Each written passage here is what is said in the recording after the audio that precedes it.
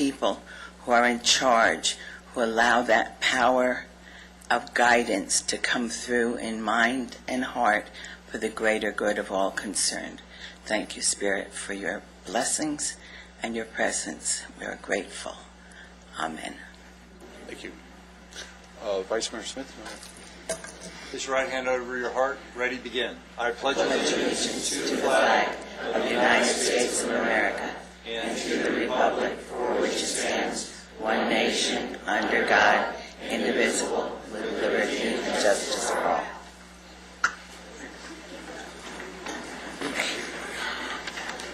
Okay, this is just for the Lancaster Power Authority. All speaker cards must be filled out and submitted prior to the agenda item being called. Following this process will allow us to conduct a timely and orderly meeting. Due to the fact that this is a special meeting of the Lancaster Power Authority, speaker cards will only be accepted at this time for the two items on this particular agenda. All other speaker cards will be accepted for the regular City Council meeting agenda, which will follow this special meeting. Thank you. We'll now hear, do we have anything on new business item 1? no speakers cards. I need. Do you want to waive the presentation? Everybody agreed? Okay. Is there a motion? I'll move that we adopt resolution number PA01-11. Is there a second? I'll second that. Let's vote. It's unanimous. Moving on to new business item 2. No speakers cards. Do you want to, let's waive the director's report. Is there a motion? I'll move that we approve the memorandum of understanding with InStream Energy Systems. Is there a second? I'll second that. Let's vote. It's unanimous. We will now adjourn the Lancaster Power Authority special meeting and open up the regular meeting of the Lancaster City Council.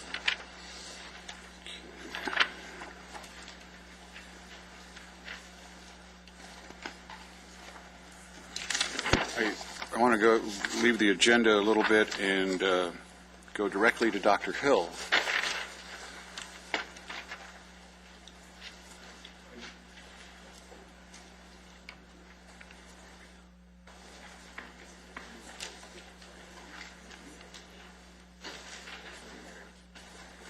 This is Dr. Jennifer Hill. Dr. Hill is a neuroradiologist. Actually, I don't even need this. I know enough about you. Dr. Hill is a neuroradiologist at Antelope Valley Hospital, has been there for how many years? 10 years. She is probably one of the premier neuroradiologists in the country, and nobody knows she's here. She is personally responsible for saving thousands of lives within this community. Before she came, what we had were very good radiologists, but not a neuroradiologist. That means every time one of our children fall out of bed and hit their head and all of a sudden quit talking, she is the person that decides if we should have brain surgery or if they should just rest and come back the next day. Isn't that a good way of saying it? Yes. She reviews thousands of films every year. She is here whenever we need her. She is always on call, it seems like. And we will be having a special presentation and awarding her the Citizen of the Year. But because of some publicity stuff we're doing with the city, I needed to announce it tonight. So congratulations.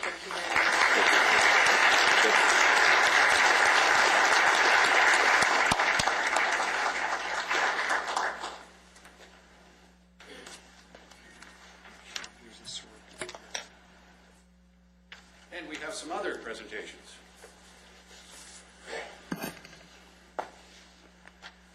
The one I love the most is the SOAR Student of the Month. And this month it is Michael Yepes. Where's, yeah.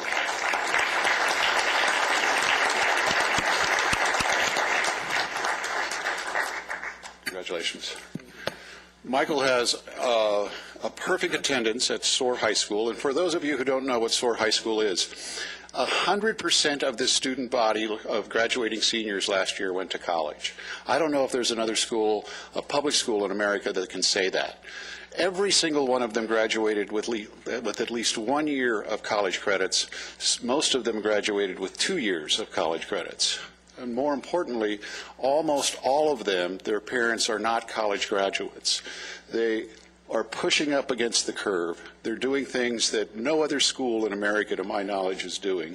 They're funded by the Bill Gates and NASA and Edwards, and everybody is jumping on board with this because they have discovered a new way to teach our young people.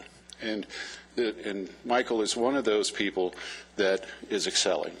His activities include the Associated Student Body, the Avid Club, the Yearbook, Visual and Performing Arts Club. He's majoring in animal science and pre-veterinary medicine. Did you guys know that it's harder to get into veterinary medicine school than it is medical school? Isn't that right?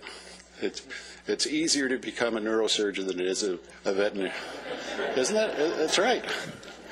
And few people know that. It's just the hardest program to get into. And he wants to work with exotic animals. I guess if you're going to be a vet, you might as well do the tigers. So, look. Michael's mother came to the United States when she was a teenager and works very long hours. He will be the first in his family to receive a high school diploma, in addition to being the first-generation college student. Michael endures a bus ride to school that takes an hour and a half, 2 hours each day. You know, we have to do something about that, don't we? I mean, that's great. Where do you live? Palmdale. East side. To get from Palmdale to Antelope Valley College, we got to do something about that, okay? That's craziness. But that's what they have to do to get out to the SOAR High School at AB College. And you're not the only one doing it. A lot of other kids are doing that. It's truly a exercise and commitment that we seldom see from young people. And actually, I think it's out there a lot more than we know, but this is just an example of it. And so, Michael, you are the SOAR High School Student of the Month, and with this comes a $1,000 scholarship. Okay. Oh, let's get a picture.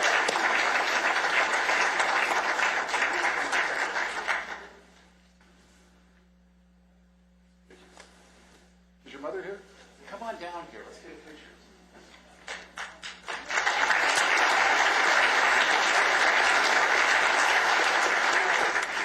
The person who should be getting the award is your mom.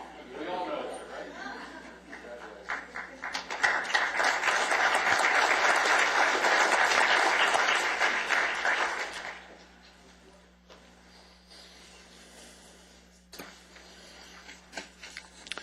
The athlete of the month is Amy Pearson. She's from Desert Christian High School. Where is she?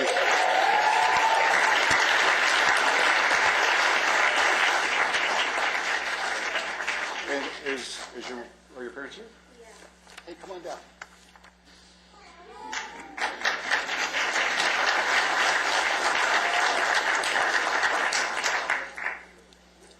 Amy is our senior soccer star, right?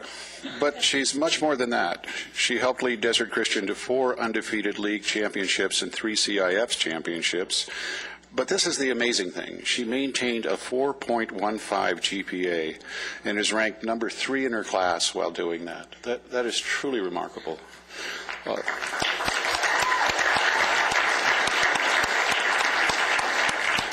My boys graduated, and one of my daughters graduated from Desert Christian. They didn't do as well. They did okay, but she is a member of the National Honor Society, has been awarded the U.S. Achievement Academy Awards for Geometry, French, Algebra, Chemistry, World History, Trigonometry, and U.S. History. Wow! And she volunteers at Valley Bible soccer camps, the Desert Christian Auction, and at her church. She has truly earned this award. It always astonishes me when kids are able to do this athletically, but also academically. It seems rare, but I see it every month. But I don't see this every month. This is truly remarkable. And you get $1,000 too.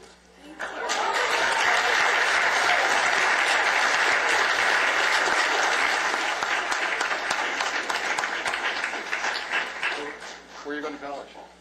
I'm not sure, but it's kind of between William Jessup and the College of Idaho. Yeah. What are you going to major in? Either business or sports management. Well, if you go into business, I want you to come manage my office. Would you do that? You are really smart. Thank you. Okay. Thanks you very much.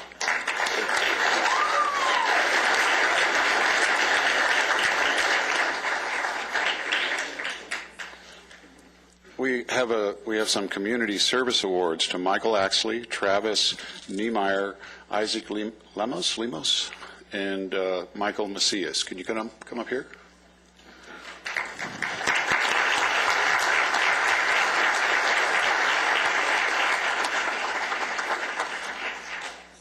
On Friday, March 11th, strong winds split the line on the flagpole at Sky Tower Park, and the U.S. and California flags were tangled in a nearby tree. Youth pony baseball team players and parents arrived for opening ceremonies, noticed what had happened. 4 of the boys took charge. Isaac climbed the tree to retrieve the flag, while Travis and Michael assisted below to make sure the flags did not touch the ground. Hey, that was pretty smart. You were on top of that. Once the flags were safely recovered, Travis insisted the flags be properly folded. As a Boy Scout, he felt it was his duty to do this.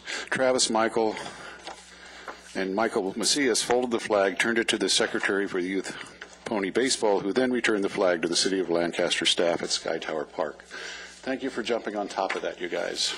We have all these adults looking at the flag in the tree, and you guys took care of it. Thank you so much. And here we go.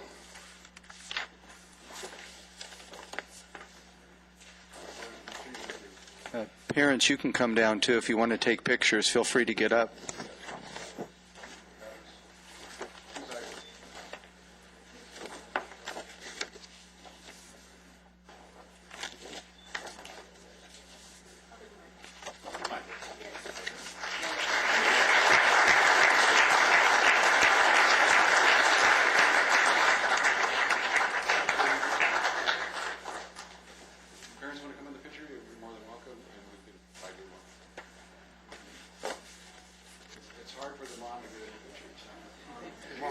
How come Mom's never in the picture? This is why. And when you're done, we'll let you give a speech, too. How's that? Okay,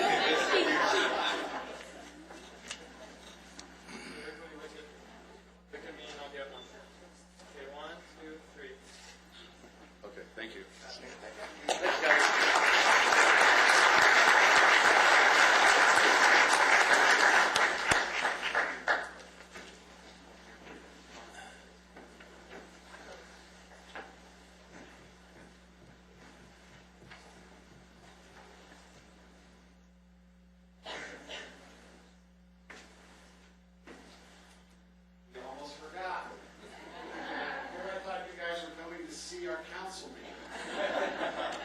I should have known. Cecil, why don't you come down and help me? Is Cecil here?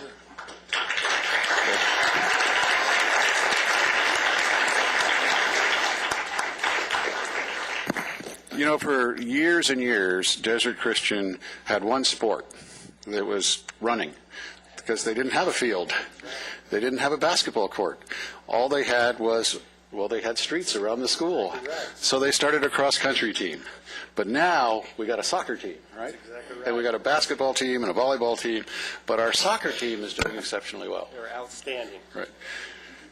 This is for the Desert Christian High School 2011 girls soccer team. They won their CIF's Southern Section Championship against Downey High School. They defeated Downey High School by penalty kicks 4-2 in a game that was tied 1-1 after 2 periods of overtime.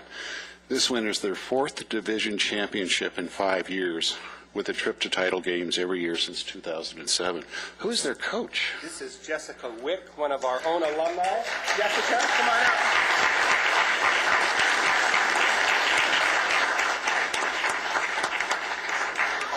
Hi, Jessica. Here we go.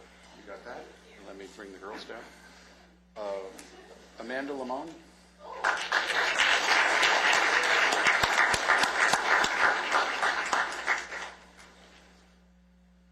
Jazzy Cox. Charlie White. Okay, you get to hold that. Okay. Lauren Estrada.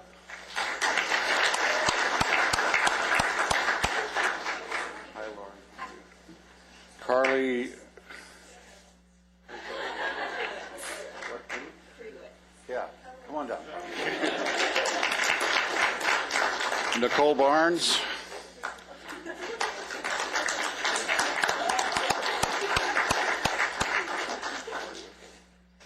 Bria Adams.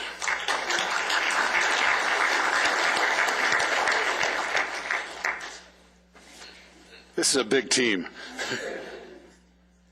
How are you? Shay Richards. What happened to you? I tore my meniscus and got surgery. Ooh, that's terrible. I thought you weren't supposed to get hurt in soccer. Kristen Yannick.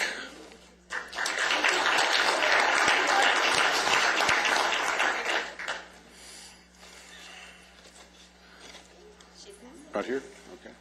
Okay. Kara is... Yeah, come on down, Kara.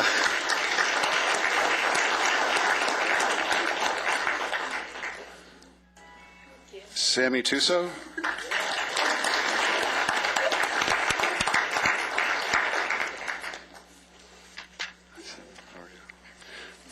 Brooklyn.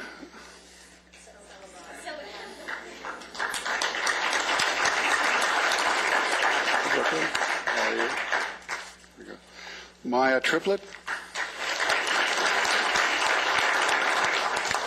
Logan Bradley.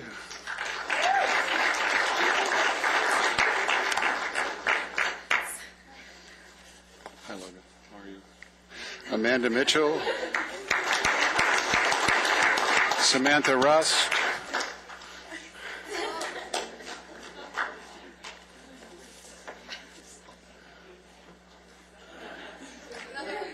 Cecil.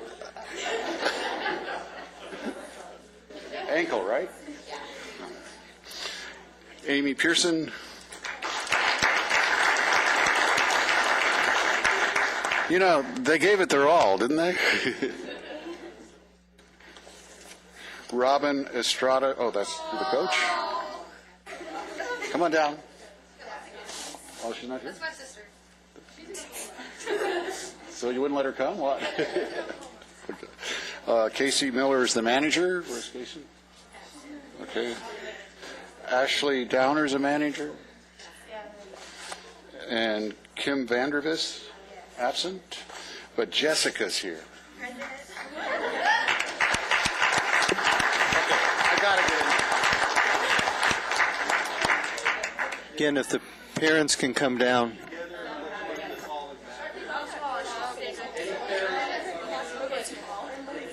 I know I'm short, so it's like, I'm just gonna be big and tall. Smile, be tall. Yeah, sorry. Thank you. I don't want to go down. I'm so high. Swear? Me? Here. Put this down there. Show it? No. No. All right, everyone look at me and then go. Okay, everybody look at me. 1, 2, 3. No, good. Let me take one more. 1, 2, 3. Go ahead. No, I'm not.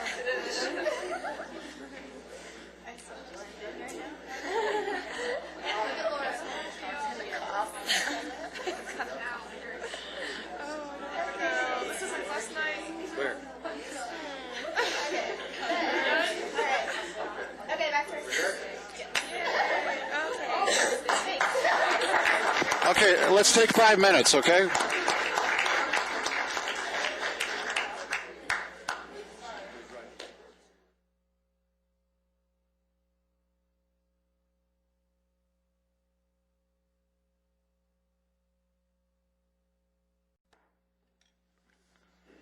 We're back on. I'm going to change the agenda. We're going to do CA1 first, which is the nomination and appointment of Amanda Haas to the Architectural and Design Planning Commission. Is there a motion? If you're nominating her, I'll second that. And appointing. I've already nominated. Right, nominate and appointment. Right. Okay. Is there a second? I'll second that. Okay. Let's vote.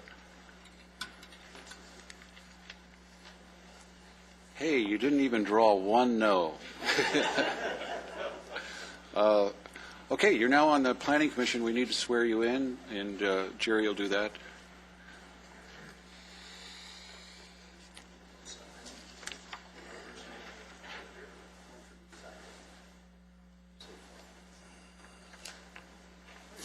Stand right here. All right. And if you'll raise your right hand, please, and I, Amanda Hawes, do solemnly swear do solemnly swear that I will support and defend the Constitution of the United States that I will support and defend the Constitution of the United and the States Constitution of the State of California and the Constitution of the State of California against all enemies, foreign and domestic. against all enemies, foreign and domestic. I will bear true faith and allegiance I will bear true faith and to the allegiance Constitution of the United States to the Constitution of the United and the States Constitution of the State of California. and the Constitution of the State of California. I take this obligation freely I take this obligation freely without any mental reservation, without any mental reservation purpose of evasion, or purpose of evasion, that I will well and faithfully discharge that I will well and faithfully the discharge duties upon which I am about to enter. the duties upon which I am about to enter. Congratulations. Thank you very much.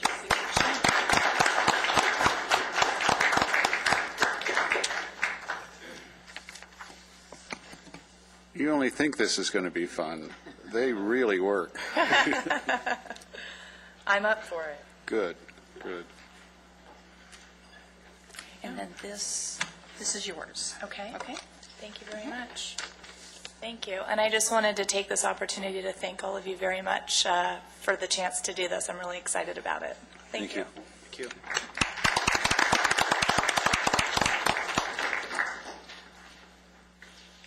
Okay, all speaker cards must be filled out and submitted prior to the agenda item being called. The same rule applies if you wish to speak on non-agendized items at the end of the meeting. Following this process will allow us to conduct a timely and orderly meeting. Thank you. City Manager, any items to be removed? No, sir. Thank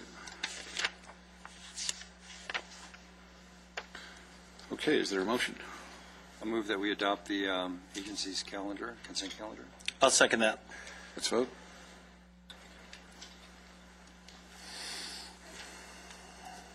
It's unanimous. Is there a motion to approve the minutes? So moved. Is there a second? Second. Let's vote. It's unanimous. On the council consent calendar, anything to be removed? Yes, Mr. Mayor, we have a speaker's card for CC4.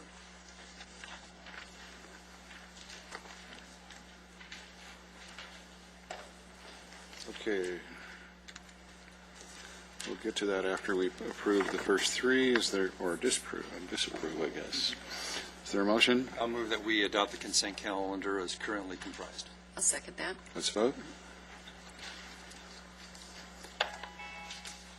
It's unanimous. Now, CC4, we have Jason Zink. Maybe we could take the staff report first. Oh, do we need a staff report on it? Hold on, Mr. Zink. We've got to do it. Yeah, if we're going to do it. Vote on it separately. Who's doing the staff report?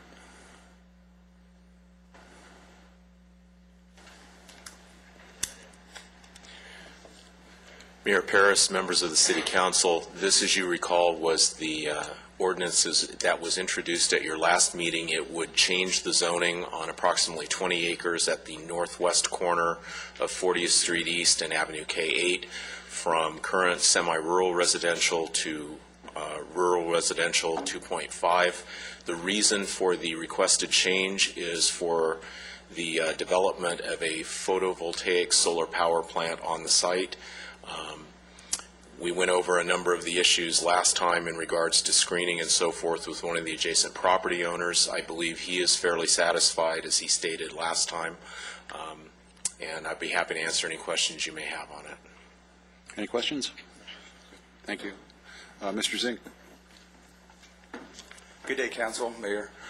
Basically, I'm in favor of the project and everything like that, but I was watching the last town council meeting or city council meeting, and I was talking with some property owners, and they said that they would be interested in putting solar farms on their property, but one concern that they had was that they had to get their property rezoned to a lower density, and so that's a great concern for them, and maybe promoting solar energy in our city. And I think maybe you guys could consider that there shouldn't be any policy regarding zoning changes. That way, if I have 20 acres of commercial property and I know nothing's going to happen in the next 15 years, that I can go ahead and keep my commercial zoning, go ahead and put a solar farm in, and there wouldn't be any penalty towards that. And if I went to go resell that property to somebody else for commercial purposes or something like that, or R7000. The other concern was you guys said that there would be a chain link fence, and I think it'd be better if you put a white rail fence in front of the chain link fence on main avenues like Avenue K, Avenue J, 30th, 40th, 25th Street, to give the area like a farm, more not so industrial, and just like the trying to sell a house over by the prison. You can't do it because it's just so in your face. But if there was a white rail fence around that to make it look more like a farming, and if there's any sheds or anything like that to make them look more like a barns, maybe put like, when a water tower or something like that. I don't know, just to kind of give the area an atmosphere that's positive for the community and not so much a negative thing. And that's it. Thank you. Thank you. That's a living fence, isn't it? What the applicant is proposing to do is to have the chain link fence, but screen it pretty heavily with vegetation along the perimeter. Like the successful portions of the railroad tracks? Yes, actually, that has turned out well over time. Yeah, it is. But I think there's some parts that are dead, but yeah, they're hoping to get a little bit more immediate effect right near that adjacent property owner who spoke last time. Okay, good. Thank you. Okay, is there a motion? I move that we adopt ordinance number 963. I'll second that. Let's vote. It's unanimous. Okay, let's open the joint public hearing regarding JPH1. Any cards? There's no speaker cards on JPH1. Want to waive the reading or the report? That's fine. Okay. Is there a motion? On behalf of the city, I'll move that we adopt. Well, wait a minute. I first have to I have to close the public hearing. Let's close the public hearing. Now, is there a motion? Yeah, I'll move on behalf of the city that we adopt resolution number 1120. I'll second that. Let's vote. It's unanimous. On behalf of the agency, I'll move that we adopt resolution number 08-11. I'll second that. Let's vote. It's unanimous.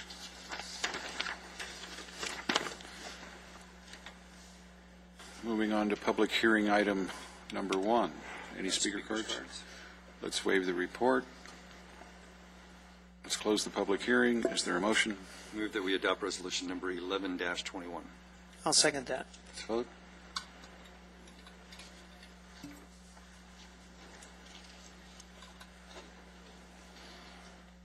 It's unanimous. Moving on to new business. There is a speaker card. So we'll hear from Bob Green.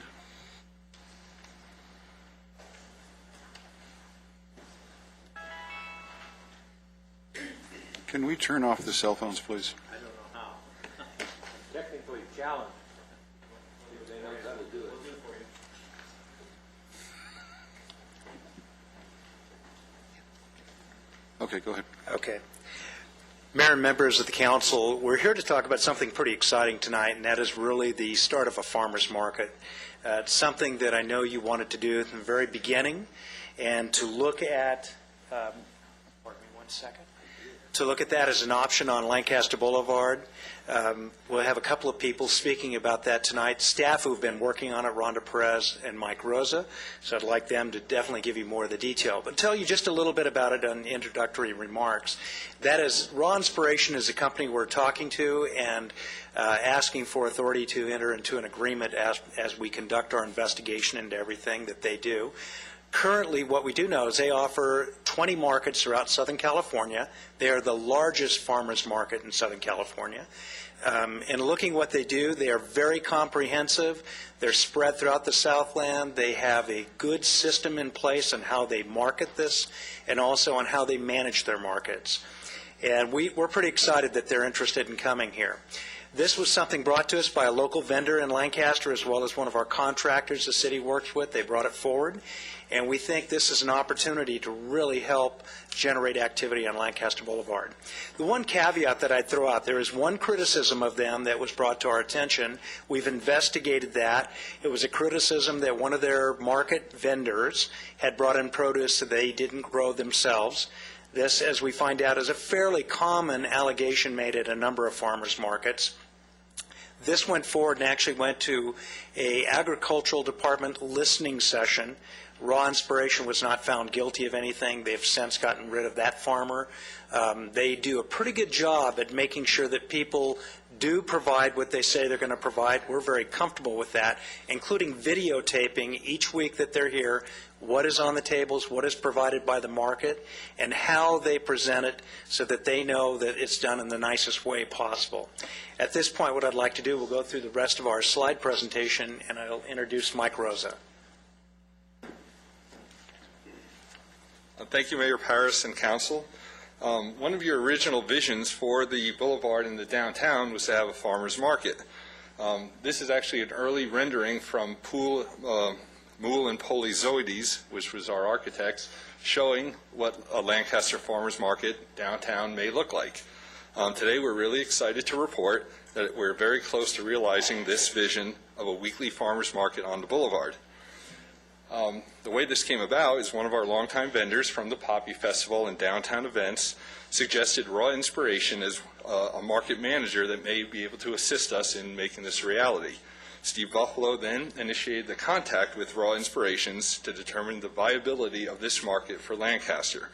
After several discussions with Raw Inspiration, we feel this is a very good fit for Lancaster. Raw Inspiration has a Do One Thing Green initiative, and that just says that people should try to do at least one thing green individually to take some ownership and improve quality of life for their community. Some of those ways you can do that is planting a garden, using solar energy, recycling, conservation, or dozens of other ways to do this, which are all detailed on their website. I'll give you some background on Raw Inspiration. They have over 10 years of experience in developing and managing certified California farmers markets. They have more than 20 of them right now. They'll start by guaranteeing a certain amount of vendors for us each week, about 20 to start, and hopefully they will get 30 or 40 within about a year. The way Raw Inspiration certifies their farmers is they will go to each farm, see what they grow, see their processes for growing what they grow, and then make sure that only those products are sold at their booth. As Bob mentioned, they take photographs and videotapes of each vendor and then compare it to their inspector who is at the site and make sure that they are only selling what they are supposed to be selling. Raw Inspiration also utilizes many local vendors in the farmers market, and they will come up here and meet with vendors that are interested in participating and recruit them to also participate in the farmers market as well as the businesses on the boulevard. Raw Inspiration also participates in many community activities. They assist schools in developing community gardens, and the goal for that is to get them involved not only in organic gardening, but also eventually to have them sell their product at the farmers market. This whole farmers market concept fits well with the city's goals of fighting obesity, improving overall health, the quality of life, and increasing wellness in the community. I'll turn it over now to Rhonda Perez, who will continue the presentation. Good evening. I'm here to talk about more of the logistical side of it. So the market will be comprised of about 30 vendors. They don't want us to start too large. They have a little fear of starting too small. So their target for us is 30 vendors, and it takes them about 30 days from the time we sign the contract to go with the market. We will be providing primarily barricades, street closures, things like that. We are also already, as I understand it, out to bid on a permanent bollard system. So you can see the market composition will be 1/3 produce, farmers, flowers, agriculture, all grown fairly locally. 1/3 will be prepackaged foods, artisan breads, gourmet honey, beef jerky, and for animal lovers, the potential for organic dog treats. And then the last third is more prepared foods and craft vendors, different types of ceramics, clothing, things like that. Local vendors will have the opportunity to be a part of this farmers market on a weekly basis. They want to encourage both boulevard businesses and local vendors, local businesses, mom and pops, to come out and be a part of the program. It does take about 2 years to grow it to its full potential. So during that time, we do want to be sensitive to the boulevard merchants, make sure that we're product sensitive, so we're not competing with anything that they're already offering on the boulevard. This farmers market will take place every Thursday, rain or shine. We had a lot of people that requested Friday. We had a lot of people that requested Thursday. We chose Thursday because it will bring business to the downtown that may not normally come on a Thursday night. Also, Friday tends to be kind of a getaway day for different people in the valley. It also is a setup day for many special events that we have downtown. So we're going to try Thursday from about 3 to 8 p.m. If that doesn't work, we're open to changing it. It will be from Ehrlich Avenue to Date Avenue on Lancaster Boulevard. In the event of inclement weather, it'll be down Ehrlich and kind of end at American Heroes Park, between the Boulevard and American Heroes Park. We plan on using existing funding that we have within the Parks Department and also leveraging our partnerships to do all the marketing and promotions for this event. We'll do a banner program. You can see one of the banners there. And we also hope to leverage different events that we're doing downtown to kind of co-promote with the farmers market. The first one being the Sierra Toyota sponsored concert series, Meet Me at the Bandstand. The first one will be in May, and then we're doing one every month this summer, ending in August. And those will be held on Thursday nights as well, so we felt like it was a nice mix. It'll bring people down for different reasons. So in the end, we want to buy fresh, buy local. We're really excited about this. We feel like Raw Inspiration is the right company to go with. It really makes the Boulevard a destination for families in the Antelope Valley. We hope it'll have, like I said, a positive impact on the local businesses. And I think that it becomes a family experience for local residents, and it also complements, like Mike said, the goal of the city to generate a healthier lifestyle for our residents and eliminating obesity.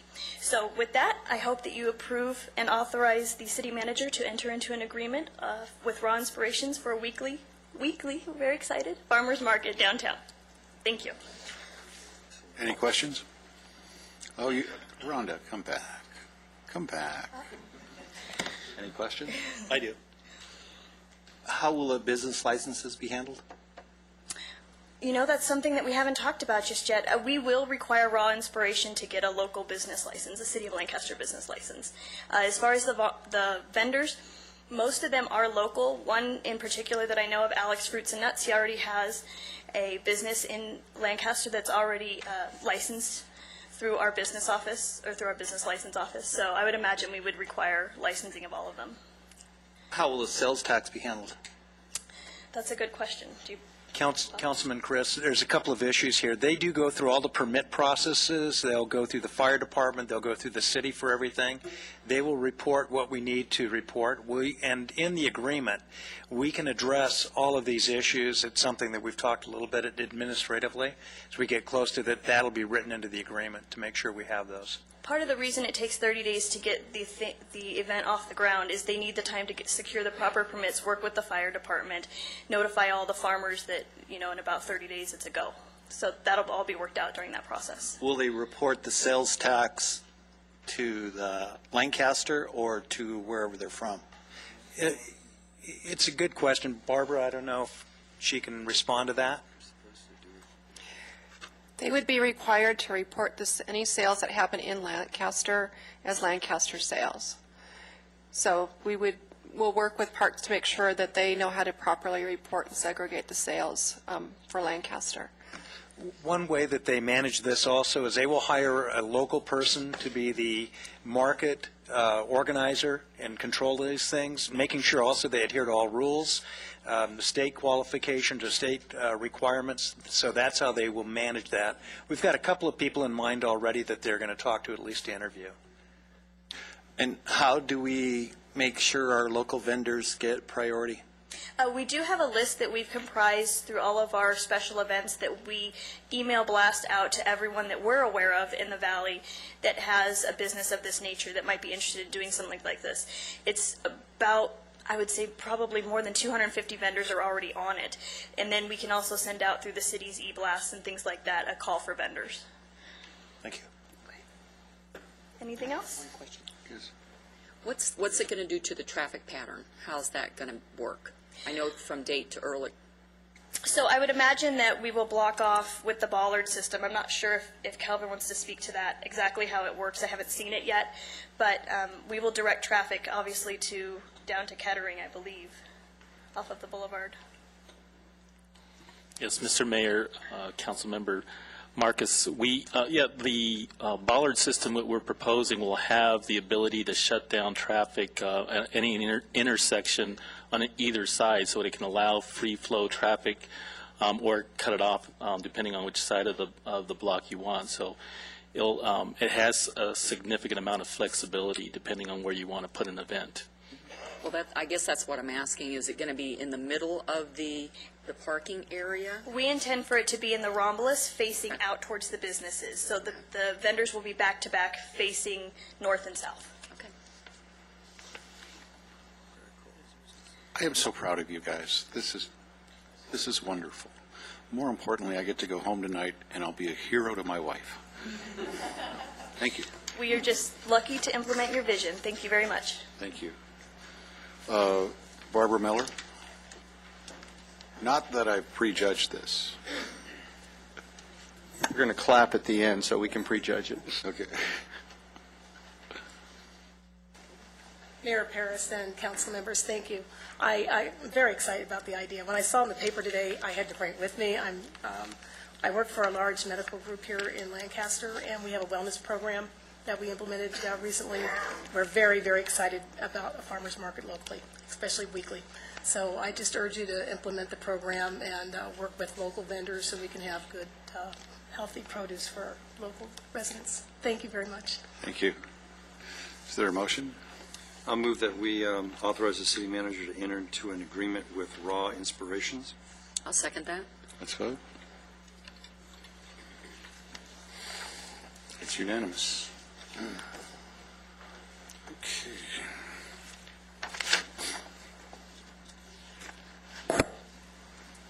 Council agenda item 2.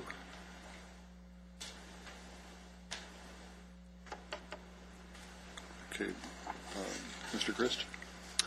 I asked Mr. Neal to make a brief presentation on the Palmdale Power Plant.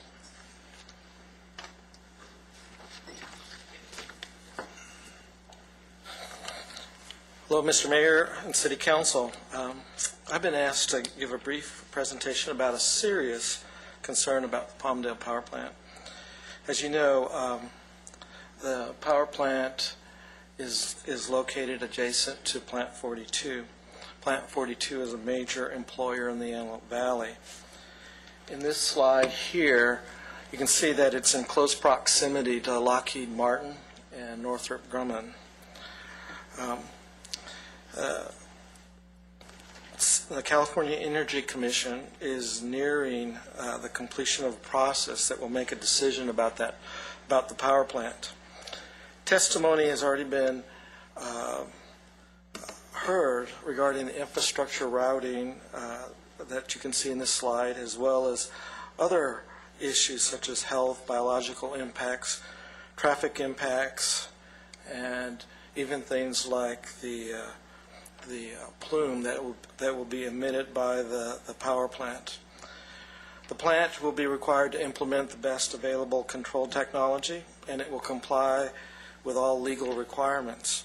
I fully expect the CEC commissioners to support the CEC staff's recommendation to approve the project.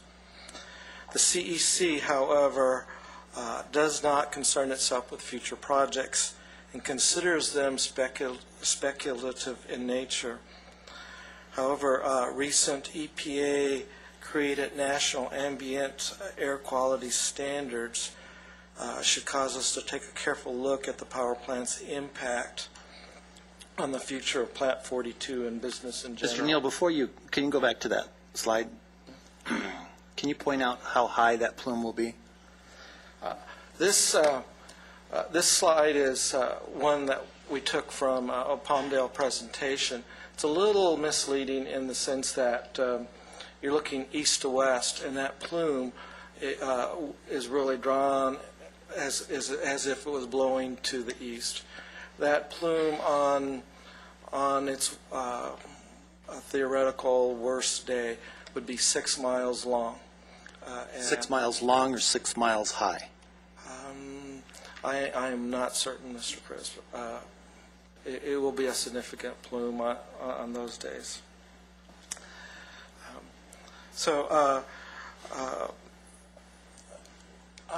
wanted. Which way will it be pointing?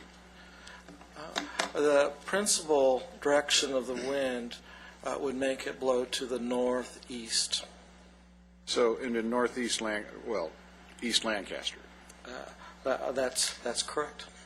Primarily over our soccer fields. That would be an area of principal direction of the wind, yes.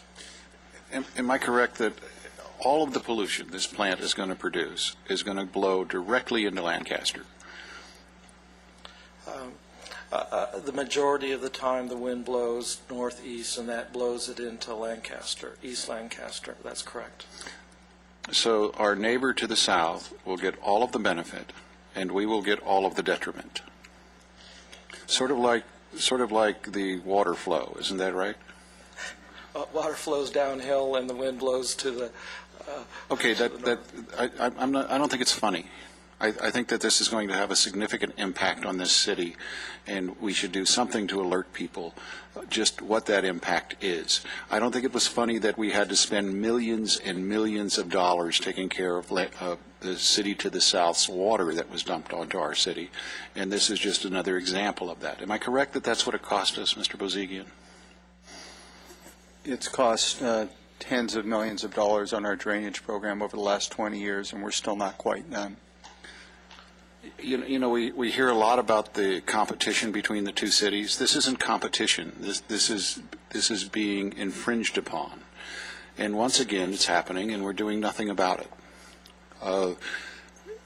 Isn't that correct? I mean, am I missing something here? And has the city to the south made one overture to us to mitigate this in any way, so that we somehow share the benefit of this project that is 30-year-old technology? Mr. Mayor, I didn't mean to make at all light of what the seriousness of the situation is. I am not aware of any offer from the city of Palmdale to the city of Lancaster to mitigate the concerns, the serious concerns it's bringing to our community. Mr. Mayor, could we play a video clip number 3? Because I did ask the city of Palmdale directly to the mayor in regards to your question, and he thought it was funny. Could you play video clip number 3? Okay, you can go on with your presentation first. I apologize. I think the next 2 slides sort of put the impact that the mayor is talking about and you into context in a graphic way, and I think it would make sense before the presentation, if I might, or before the video.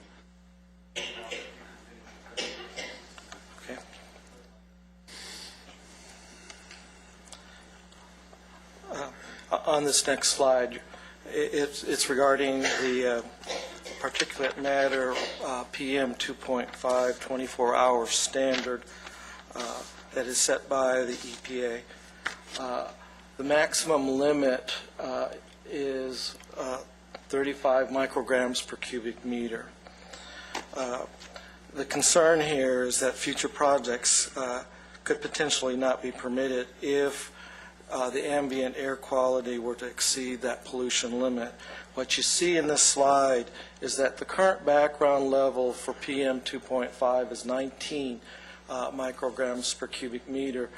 The power plant adds an additional 12.6 micrograms. That totals up to 31.6 micrograms on a 35 microgram per cubic meter limit, which means that it does comply with the air standard. However, it leaves a very small margin for future projects. In this next slide, this is the nitrogen dioxide 1 hour standard, which is 100 parts per million. 100 parts per billion. In this slide, the current background standard is 36.4 parts per billion. The power plant would add an additional 56.8 on a standard of 100, really meaning there's less than a 7% of the standard available for future projects. And this, what that means to aerospace companies is that any kind of NOx creating devices like a jet engine run-up stand or stationary engines that might operate compressors or pumps, and depending on how the rule is interpreted, even mobile sources such as aircraft operating on the aprons could cause this area to exceed the threshold. It does comply by the rules, however, it leaves very little margin for other projects. Given at what is at risk at Plant 42, additional study really is warranted even if the CEC were to approve the project.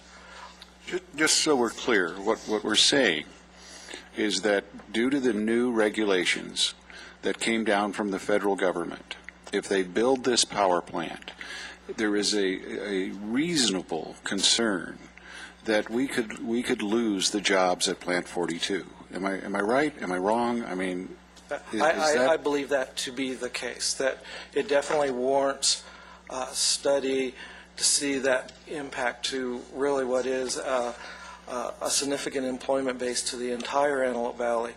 I have friends that work at Plant 42. You know, they don't recognize that Plant 42 is in Palmdale or Lancaster. It's a place where a lot of people work, and it's important that we protect them. So are we doing anything to alert the people that work at Plant 42 that 3-4 years from now, there's a reasonable expectation that their jobs could be in jeopardy if they build that power plant? Robert, I can answer that. What? Sure. The answer is we are starting. We've met with the aerospace firms at your direction and that of council members Christ and Marcus. We've alerted them. We've alerted the Air Force on this issue, and we're trying to get other folks to realize this is a very significant issue and something that absolutely needs to be addressed now. And so far, what we've gotten from the leadership of the city to the south is laughter. Isn't that right? Unfortunately, that is a correct statement, and I think there's some, yes, the answer is correct, yes. And isn't it also true that we got this laughter with an admission that they've never read the federal regulations that came out a few months ago? They haven't even read them. They have no familiarity with them whatsoever, but they're laughing at our concerns of losing jobs at Plant 42. That is correct, and that was most recently at the Air Quality Management District meeting of April 19th. Thank you. Go on. With that, I'd like to conclude my presentation unless there's other questions. You know how I am, Robert. Thank you, sir. Thank you. Brett, could I have you come up real quick?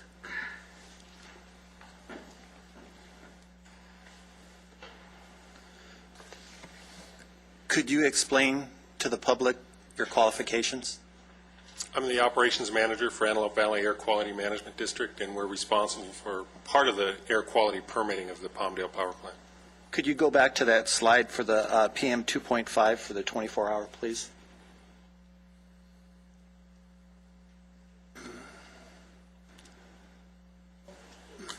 Before we do that, I want to be clear. You represent both cities in the county in this. This is the region that you represent, right? Yes, sir. You don't have a dog in this hunt for Lancaster or Palmdale, isn't that right? That is correct.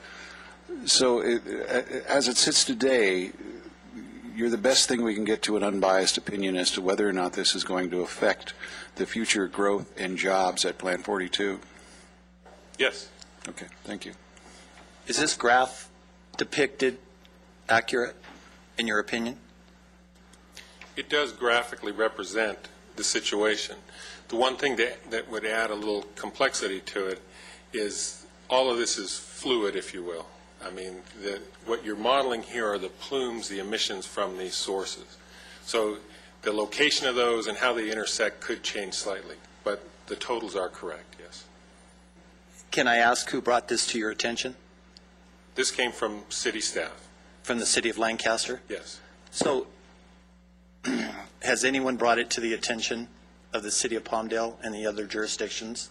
The city of Palmdale is aware of it, and the aerospace contractors are also. And how did that take place?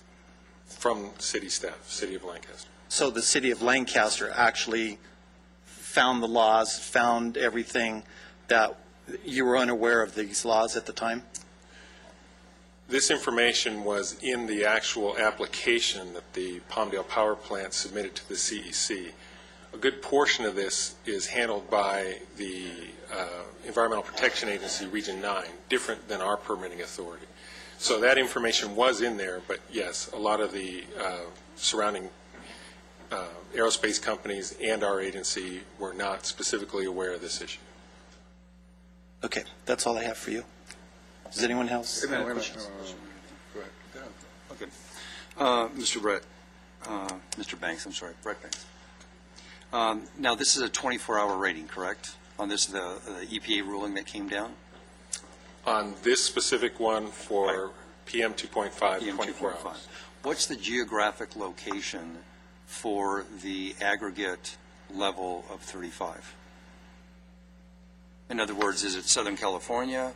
Is it Antelope Valley? Is it a half-mile radius? Is it it really depends on the sources and how those sources are modeled. So it could be a very small area on Plant 42.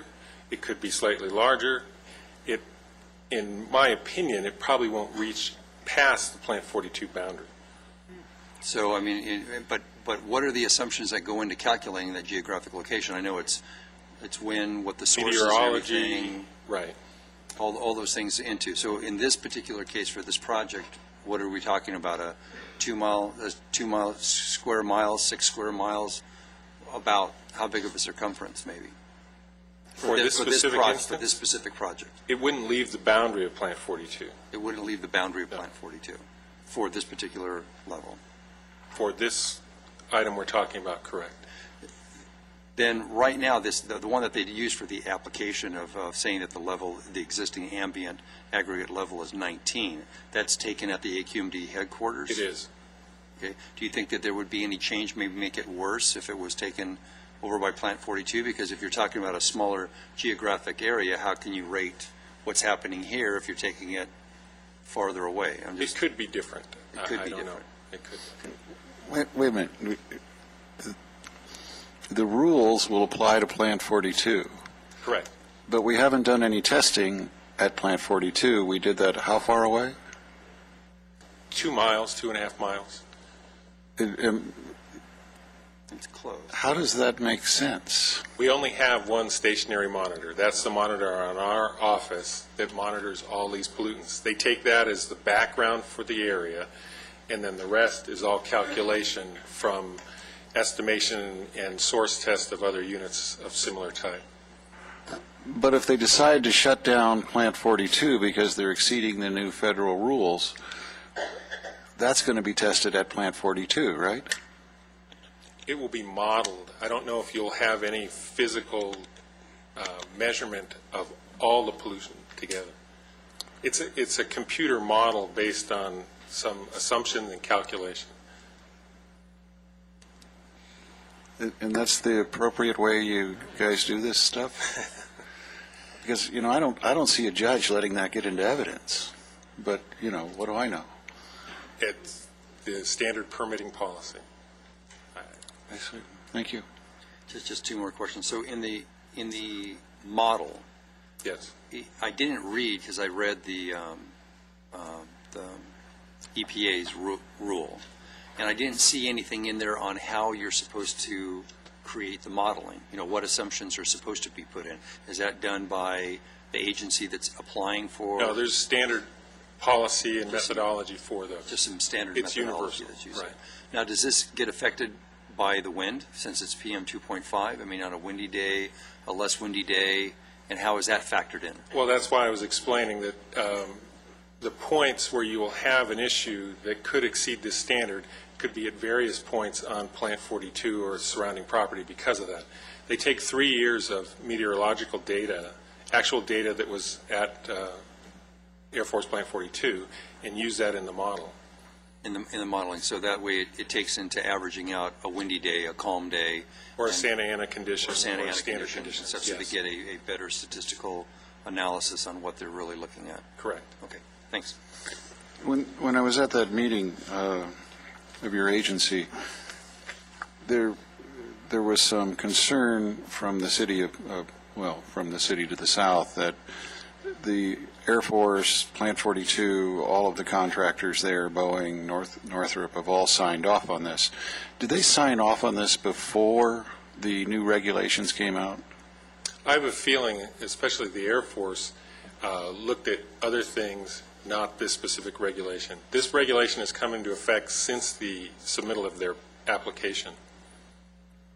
Well, you're not answering my question.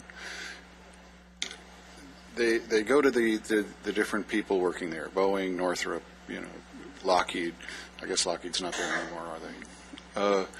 And they ask them, do you approve of us putting the plant there? And then after they approve of putting the plant there, new rules come out that they haven't even considered. Isn't that right? That is correct. And under the new rules, those companies could be barred from adding any more buildings, any more test facilities, any more pollutants to that particular area. Isn't that right? It could. Well, what do you mean it could? Is it a guideline or is it a rule? No, the standard is a rule. But depending on the location that the proposed new source would be, it may or may not fit in under the standard. It's not like a bucket that gets filled to a certain level. It's kind of shifts with the wind, if you will, and in certain locations, it may fit. So some of the companies could add to the pollutant load, and others couldn't, depending on where they're located at Plant 42, right? Yes, sir. It's possible. And do you have any idea how much a percentage of our workforce is employed at Plant 42 presently? I don't. Is it a safe bet that if those companies decide to move elsewhere because the EPA will no longer let them expand, that the economic crisis we're in today will be, a blip compared to what's coming? I would think so. We're not going to be selling any new cars. We're not going to be selling any fruits and vegetables at farmers market. We're going to be in a depression this valley has never seen before, if that were to come about. Isn't that right? It could. And not one person has looked at this and done any type of analysis as to whether or not we should revisit building that plant, regardless of how much trash is dumped in Lancaster. Regardless of that issue, this actually could crush the entire valley if the EPA has its way and says no more, right? And the contractors around Plant 42, after this was brought up, are spending time taking a look at future projects, what type of projects those are, and how they might fit into this. And has the city of Palmdale done anything to revisit this, to say maybe we should wait, maybe we should re-examine the ripple effect this is going to have? Have they done anything like that? I'm not aware of that, other than I know they've been in contact with the contractors at Plant 42. Their lobbyists have been in contact, right? Thank you. Mayor Parrish. Just another quick question. The Palmdale Power Plant, according to this chart, will produce how much pollution? Totals? Or would, on the according chart, to this chart, PM 2.5 for a 24-hour. the 12.6 micrograms per cubic meter. And under the new law, the increment rule, how many are they allowed? 9. So they're going to produce 12, and the new law says they are only allowed to do 9. Correct. You know, help the dumber ones of us around. How is you can have a rule for 9 and they get to do 12? Okay. Again, they submitted their application and this modeling prior to the advent of the rule, right? The new rule comes into effect October 2011. If they receive their permit prior to that rule coming into effect, then the rule doesn't affect that project. If the permitting takes a longer period of time and comes after the effective date of the rule, then it takes effect on the project. So that's why they're racing to get the permit before October. Well, they've been in process for 5 years, and which is kind of a lengthy process, but that's why they're not. That's why they're not going to relook at this, right? Because if they look at it, if they slow down, if they stop and say, "Wait a minute, what effect is this going to have on the jobs at Plant 42?" If they do that, then October will pass, and they're not going to be allowed to build it because the Environmental Protection Agency says you can't build something that pollutes that much in this area. Isn't that right? That is correct. Now, did the EPA just pull this out of their ear, or is there a reason why they don't want that level of pollution? No, this is one of many standards that they've reduced for protection of public health. Protection of public health, meaning if they exceed it, the public health is threatened. Isn't that right? Yes. But not the public health in the city to the south, the public health of the citizens of Lancaster. Isn't that correct? The majority of the plume would move across. Why is it so hard to say the obvious? Because it is not the citizens of Palmdale that are going to be affected by this. It is the citizens of Lancaster. It is our children that could get sick from this. Isn't that right? The majority of the time, yes, sir. Thank you. Mayor Paris, if I may say something, you know, what I'm really frustrated is, obviously this information has come to light just in the last couple of weeks, but historically, if you go back and take a look, and I can recall being a planning commissioner, we took great lengths to make sure that Plant 42, we went out of our way as a city to make sure that the jobs were secure at Plant 42, even to the degree where we went back and rezoned property just so that Plant 42 could be protected. And my real frustration is when they talk about not rushing to conclusions. So here we've got this new information that comes to light.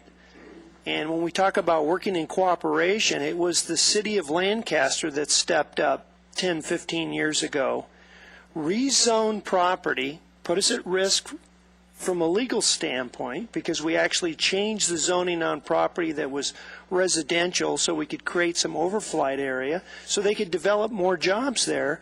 And then we turn around and these guys are rushing to it sounds like to me to ramrod this through so they don't have to meet the new requirements. Well, that's pretty clear. That's what they're doing, isn't it? Yeah. So, but the frustrating part is when they talk about cooperation and working together, because I can remember clearly 10 to 15 years ago where we spent time after time at the Planning Commission making sure, and there was a lot of upset. We had a lot of developers that lost millions of dollars because of the rezoning of property there. I wouldn't know what the value would be today. I remember. Okay, thank you. One more quick question for Mr. Banks. This particular rule that came out in October, this new rule from the EPA, since you described it as being localized and like at Plant 42, that's there. But take Plant 42 and the power plant out of the equation completely. Could this new rule affect our development of manufacturing or our goals that we have at Foxfield Corridor or any other localized place that we could hit that threshold and it would stop our ability to grow as a valley and grow the economy of manufacturing? I would say it's unlikely because of the type of source that would have to create that pollution. You're talking about really large, usually combustion type sources, power plants, cement kilns, those type of things. Okay, good. Thanks. Mr. Banks, I just had one question. Could you describe to us what PM 2.5 is as it's described in the brochure from air quality? Well, as a particulate. It's particulate less than 2.5 micron, which is extremely small. And the difficulty with that is your normal body protection systems have difficulty keeping that from going deeper into your lungs. Don't they consider it cancer-causing? It's a potential carcinogen, yes. Potential. It gets in our children's lungs, they can't cough it out, and what happens is they either develop lung cancer or emphysema in far too many cases. Isn't that really what happens? I don't know that. Thank you. I just wanted to say that since day one, my main concern has been on the effect on airspace. And since day one, everything that we've examined up until a week or so ago was, could this plant be built? I would say that has been on my mind. And now it's to the point where, should it be built? The more I find out about it, the less I like it. And that's not, I'm not speaking to you specifically, Mr. Banks, right now. I just want to clarify some of the reasons that I have concerns with it, is the PSD increment rule, which, as it's been explained to me and is perfectly clear here, and I understand the ambient part of it, but it's still clear to me that it's a concern. And my greatest concern was that everybody involved, all the aerospace, the Edwards Air Force Base, Plant 42, come back to the table, make sure that everybody understands this rule and how it will affect us. My other question specifically to you was the unmanned aircraft that just had its first flight with Northrop. That was stationary testing up until the time first flight. And if I asked you if Plant 42 were to do the same kind of testing because of the concentration area that we're talking about right now, I asked you specifically if that could possibly not get a permit because of the stationary testing and what's going on with this, if that plant were in place. It's possible. Also, the other, I wanted to make it clear too, is that also Palmdale's talking about the high desert corridor being in that concentrated area. And there are two other projects. There's a, was it 17,500 acre solar farm that Palmdale's looking at in that near vicinity, which is more concentration. And then the county's talking about an inland port. Mm-hmm. So what we're talking about is that very concentrated area. And my concern is that I look so far as to it could be a problem with our national defense if Plant 42 can't do the testing that they want and need to do. And the other part of it is if it's going to endanger the jobs of aerospace in any way, shape, or form here in the valley, it's very concerning to me.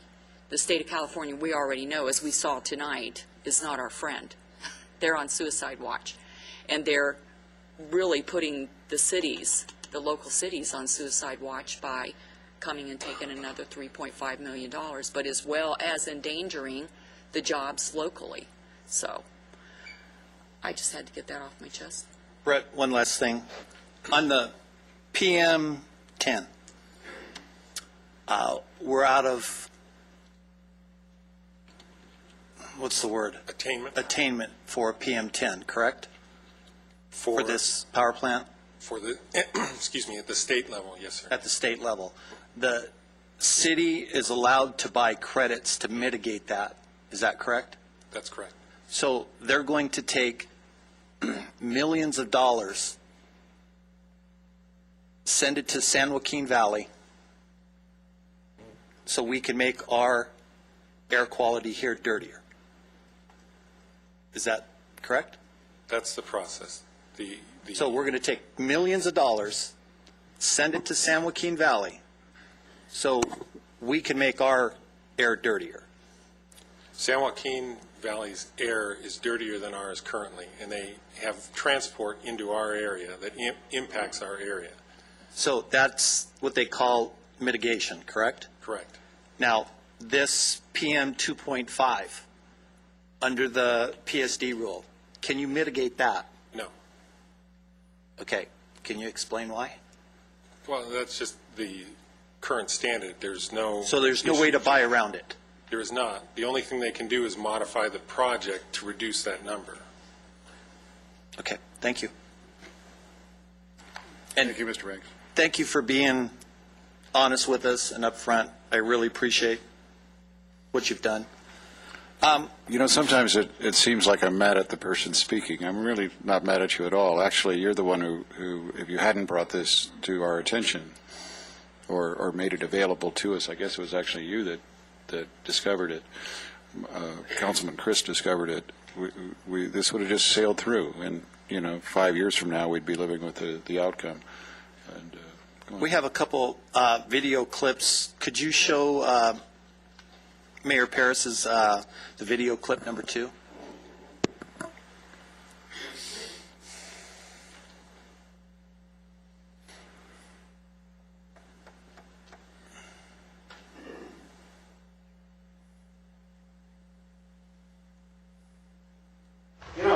I remember reading about when the Columbia and the Challenger were getting ready to take off, and there were people in the room saying, we've studied it to death, launch, launch, launch. And it didn't matter that people were coming in saying, the temperature changed. We've never launched at 7 degrees. We've studied this to death, launch, launch. And we know what happened. And that's what I'm hearing here today. This morning I flew over to the Antelope Valley as I came in to come to this meeting, and we have a beautiful valley here. And what are we doing? What possesses people to want to put a power plant that produces more toxicity than all of that list that was provided to you of all of these other toxic plants right in the center of Plant 42? But more importantly, right in the center of our valley. Now, as the mayor of Lancaster, yes, I am opposed to having 114 tons of pollutant blow over into Lancaster from Palmdale. We just got finished dealing with thousands and thousands and millions of gallons of water that flowed in from your Rancho Vista project. It took us 20 years to solve that problem. This is a problem we can't solve. If the federal government is more powerful than the state and more powerful than Palmdale, we're going to get screwed. And excuse my language, but that's exactly what this document says. It says that 5-10 years from now, if Lockheed or Northrop come up with a whole new design, a whole new project, but they got to test the engine, or they got to test something else that might produce some pollutants, they can't build it here. And you know what's going to happen? It's happened before. Those jobs are all going to go to Georgia, or to Oklahoma, or to wherever else they're allowed to build what they need to build. Because make no mistake, what he is asking you to do is to cap the future development of Plant 42. And for what? Let's be honest what it's for. Its decisions were made 5 years ago, before October of 2010, when the federal government made this decision. And he has said to you, he has a vague understanding of this. Well, that vague understanding is what will cap the development of Plant 42 and cause them to move. I've been in politics here for a long time, but where I started was in the Planning Commission. And the very first thing that came before us was a major from Plant 42. And he was concerned about what we were going to build under the flight plan, or the pattern. I guess, what do they call it, flight pattern, and they take off. And I said then, we can never, ever make a decision that will threaten Plant 42. When I was born, my father worked there. When I went to college, my stepfather worked there. And it was the Lockheed student loans that paid my way through law school. That is the jewel of this valley. And because somebody made a bad decision, which may not have been a bad decision 5 years ago, it's a terrible decision today. And because he wants to use rhetoric, and he wants to laugh, and he wants to embarrass people, and he wants to interrupt the chairman of the board to keep her from being able to talk. He doesn't want you to look at it. And what I'm asking you to do is look at it. Just find out. Because you don't want to be the person 5 years from now that they look at and said launch. Because right now, we don't have enough information to launch. And everybody in this room knows we do not have enough information. Do the right thing. Thank you. Thank you. You can see by the video that what we're asking the city of Palmdale to do is to take a step back, not cancel the project, take a step back, look at the impacts on what it would do to the entire community. Could you play video clip number 1, please?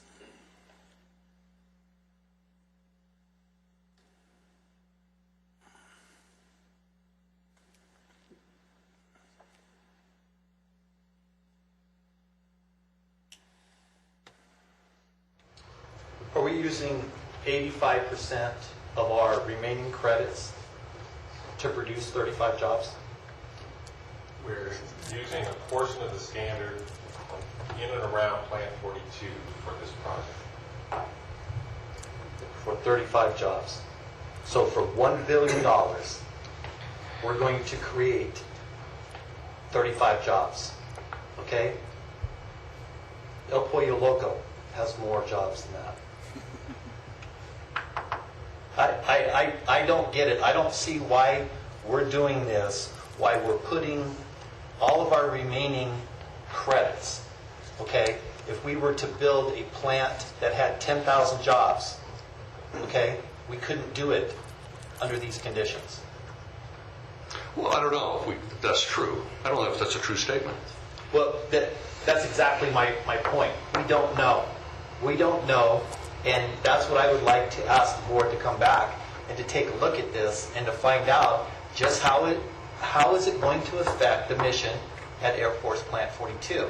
Because I'm hearing from everybody, we don't know. But if this power plant goes through, we're done. If we're wrong. So the point we're trying to make is that we don't know what we're doing. We don't have the facts in front of us. The local AQMD doesn't know. We don't know if it's grandfathered. We don't know the impacts that it will have for us. So what we asked the city of Palmdale to do was, again, take a step back. Let's take a look at the impacts. And we don't think that we're asking too much to do that. We want to work together and to find out just what the impacts to this valley would be. So what our concern is, are you going to impact 10,000 jobs, $1 billion for 35 jobs? Okay? It will impact 10,000 jobs. Okay, we're going to use all our credits up. This is like a glass of 35 ounces. Okay, there's 19 in it. They're only allowed to put 9 in it. They're going to put 12.6 into it. The entire area only has 3.4 left. It's a big concern to the city of Lancaster. Can you play video clip number 3, please? Before you go on, Mr. Banks, is that accurate?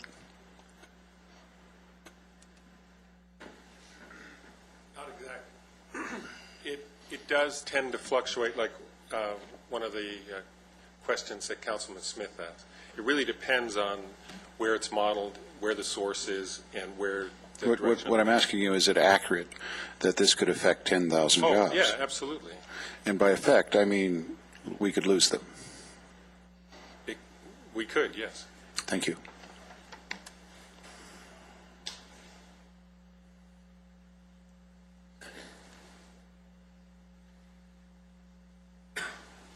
Brett, you asked us what you'd like. I would like the ADA QMD to come back to us next meeting with analysis of the increment rule, on the Palmdale power plant and its impact on the future expansion of Air Force Plant 42 and the Antelope Valley. Second, I'd like both councils to work together to explore this concern. We are, Okay. with an air district. Both councils are here. If you don't want to work together, Jim, just say so. I'll work together on constructive, common, good type projects. I will not be a part of this. And this is just a shameful backdoor attempt to inhibit a project that is on the threshold of getting approval. And the fourth thing, I'd like the project approval process, both the Antelope Valley Air Quality Control District and the CEC be suspended until we can understand the impacts of the increment rule. So that's what I would like to see. So, because the city of Lancaster asked the city of Palmdale to work together, to take a step back, we asked them several times during the meeting, can we take a step back and take a look at this, that it's reasonable, so we understand what we're getting ourselves into. They denied it, denied it, denied it. There's several more clips, but I think everybody gets the gist of it. I would like to ask the council to take a formal position against the Palmdale power plant at this time. Before we get there, I'd like to clarify something. This is not the city of Palmdale doing this. It's not even the whole council doing this. This is the mayor of Palmdale. Let's be specific. And I think we're making a mistake by casting aspersions or putting the light on the city of Palmdale. But it's not them. It's one person. One person has led this power plant. One person has garnered the votes from the council to do it, and one person is laughing at you as you talk about what the director of the agency he belongs to is saying could result in the loss of 10,000 jobs. We just don't know. I mean, let's put responsibility where it belongs. It belongs with the mayor of Palmdale, not the people of Palmdale, not even the council of Palmdale, not the staff of Palmdale. This is one person. I would agree with that. Okay, thank you. I don't know that, can we do a motion without it being on the agenda? Or? I have a speaker card, sir, Mr. Mayor. Mr. Talbot, I know how to run this meeting. Just sit there. I will call you when it's time. Right now, I'm asking the city attorney a question. Do not interrupt us again, please. Thank you. I just wanted to bring up one more issue, just really reiterate. Councilmember Chris mentioned that the pollution that will come from this plant will go over the soccer fields. And as we're sitting here and I'm thinking about how many more people this does affect, it's right over Eastside High School. I don't know how many students are there on, a daily basis most of the year. We're talking about neighborhoods. It's in line of the neighborhoods. I know it's over my neighborhood, the fallout from this. It's also Lancaster Baptist Church, Lancaster Baptist School, and West Coast Baptist College. One of the other concerns to me is that even though I have a granddaughter whose health is already compromised due to a liver transplant, she'll be in line for whatever the fallout is from this power plant also. And I just want to remind people that it's far larger than I think a lot of people have stopped and thought about. And I go back to, we've looked at could it be done, and now it's should it be done. And I think that's where we're at. I just want some clarification is what can we do tonight? You could entertain a motion to go on record against the power plant. The agenda item includes a discussion or action regarding the proposed Palmdale power. Thank you. And for the record, I just want to make sure there's some clarity here. I think what Councilman Christ is actually saying, and this is, we could take the AVTA. I mean, I think really what we're asking is somebody just to step back and take time. I just can't believe how crazy this is to compromise. I mean, we have two issues.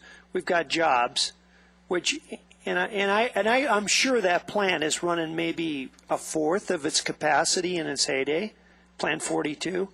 And really what he's doing is nailing the coffin shut for future jobs, potentially, and I can't understand why somebody would not want to, following his words, Mayor Ledford's words, why don't we step back and think this through so that we don't make a mistake?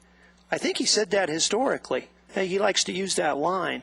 So now when we say, hey, look, we want to work with you, you want to work with us, let's stop and think things through. So we're putting jobs potentially online that nobody can answer. I haven't heard any answers yet. None whatsoever. And then we already understand the health risks involved. So it's almost like a double-edged sword. So we're going to vote on making a request to stop it altogether, or we're going to make a request to have them considered to postpone it and gather the facts. I want to make sure that I'm clear. We've gone through the process. We've looked at the Air Quality Board. Councilman Marquez and myself have looked at it, and it's become bigger and bigger and bigger. It's not just the 6-mile plume in the air, the visual pollution that we'll be looking at. It's not the high-pressure gas main that comes through the city of Palmdale that's going to threaten thousands of people's lives to do that. It's the pollution, it's the jobs, it's the entire package. What does this do for the Antelope Valley? I can't see any good that this will do for the Antelope Valley. You know, that's really the question that's never been answered. Where's the benefit? Where is the benefit to the people of the Antelope Valley? I mean, all this power is just going to be sold to the grid. I mean, it's not like it's going to power anything. It's not like anybody's electricity bill is going to go down. Right now, the only thing they're planning to do is sell it to the grid, sell it to Southern California Edison. There is zero benefit that I can see to the people of Antelope Valley. What I'd like before we do the speaker cards is exactly what the motion is, and then they have something to speak to. I think we should take a formal position. At least it would help myself and Sherry answer questions where the city of Lancaster stands at the board meetings on the power plant itself. They call it a hybrid power plant that actually only produces 7% solar. We need a position on it. Are we for it? Are we against it? Do we want to work together? I am against the entire power plant, period. So that's what I would like to see So is the motion to do everything that is reasonable to oppose the construction of that power plant? That would be fine. Okay. Mr. Abbott.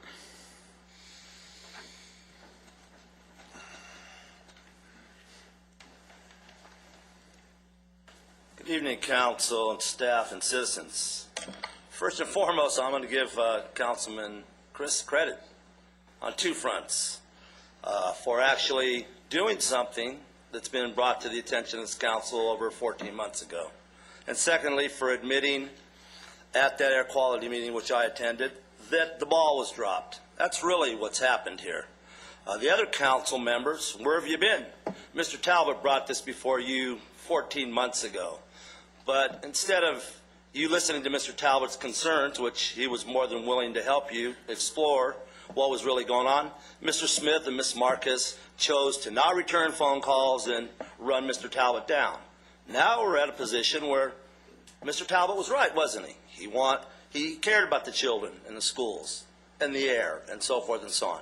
I hear this 10,000 jobs. We've been hearing that since he went to China last year, and he hasn't brought one job back. Mr. Everett, stay on topic. So waving that. Wait a minute. We're not doing this anymore. We're not making this a forum for people to come in and slam everybody they want to slam. Stay on topic. The topic's the PowerPoint. The topic's PowerPoint. Wait a minute. If you want to come back and talk about the BYD or anything else, do it then. Right now, stay on topic.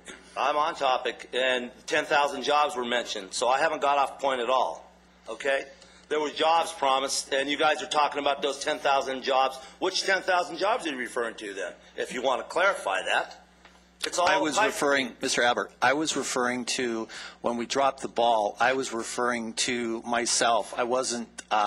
I didn't do a good enough job when I was originally on the board to take a good look at it. I'm not condemning any of the other council members. I'm not pointing my finger at Councilman Smith or Marquez or anyone else on the board. When I say something at those meetings, I'm referring to myself. And I can appreciate that, but I am pointing fingers because that's why we're at where we're at today, because this project's been on the board for 5 years. So what's the excuse of everybody that's been on this council for the past 5 years why they didn't step up and address the situation?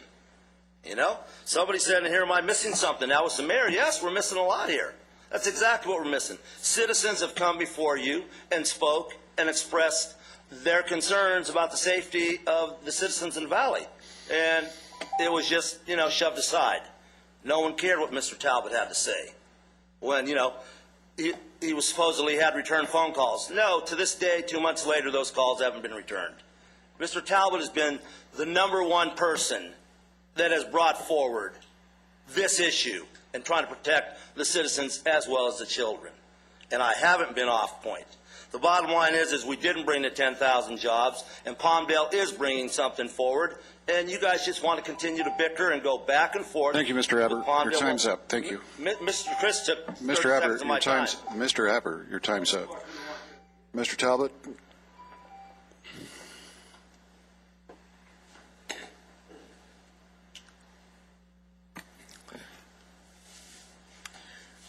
We spent about 45 minutes on this, and I get 3 to talk about it. But I was here. Life is never fair, is it? You're always making smart remarks while my 3 minutes are up, sir. I did bring it to your attention, and you twiddled your thumbs. And when Mr. Chris and Ms. Marquez got on that board, I mentioned something about PM10s and PM 2.5s. And Mr. Chris wasn't aware of what they were, but he's certainly done his homework since then. And if you remember Jane Williams, my colleague from Desert Citizens Against Pollution, she was here and she explained to you that PM10 is like the strand of hair, which I don't have right at the moment. So 1/4 of a strand of hair is what a PM 2.5 is. What took you so long to get into action? Thank you.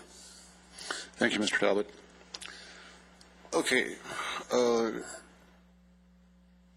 Somebody give me the motion again.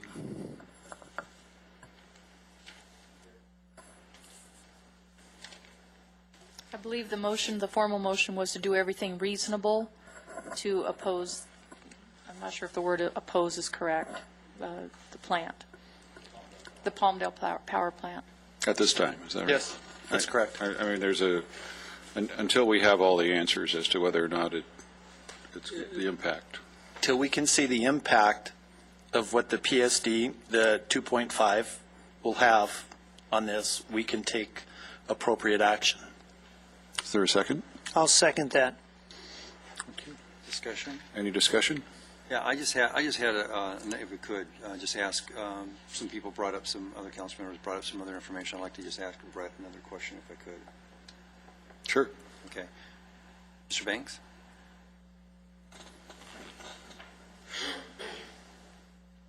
Just so I get it clear, when we were talking about losing 10,000 jobs, is that future jobs or the ones that are there right now? Both. Shut down? Both. So what you're saying is that all the jobs at Plant 42 that they have now, we could lose because of this power plant? I don't think so. They have current permit limits that they're living and working under right now. Okay, because that's why I'm not clear, because I thought we were talking about future jobs, that it's got to stop any stationary, jet testing or any of those kind of things, that it meets the levels. It was 2.3 or 3 point something short of the maximum, so that means no jobs would be lost, but future jobs would be lost, future testing and the future development of the aerospace jobs that we now have.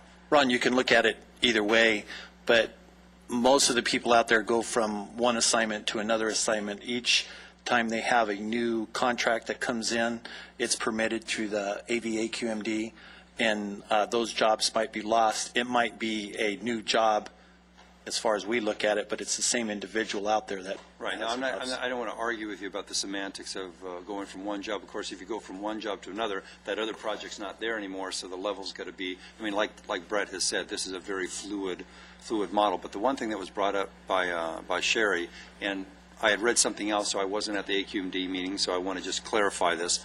Now, what did the CEQA come back or the EIR come back? I had read someplace that there was no significant health risks from this, or just tell me what was said there, because I wasn't at the AQMD meeting. No, you're correct. I mean, there's modeling that all those are under the state and federal thresholds. Okay. Yeah, and then what was the purpose of the power plant itself for the city of Palmdale? Why are they building it? What does the city of Palmdale itself think is their benefit from building this? I know what we think are, I asked them specifically. They said they have several options. However, their application to the CEC shows 36 miles of transmission lines that go down Avenue M to 40th Street over to Barrel Springs Road and to the grid located at Vincent Hill. So it doesn't look like they're going to hook it to Plant 42. It doesn't look like they're going to do an aggregate. It looks like they're going to sell it to the grid. The city of Palmdale can't afford a fall festival, much less a $1 billion power plant. Right, but if they build, what they're looking at is they're selling the power, or they're going to get monetary benefit from the power plant? Is that what they're looking for? Let me interrupt. I really don't want to go there. It's not our job to criticize Palmdale as to how they spend their money or don't spend their money. What we should limit this to is what they're doing to the citizens of Lancaster if this thing goes forward.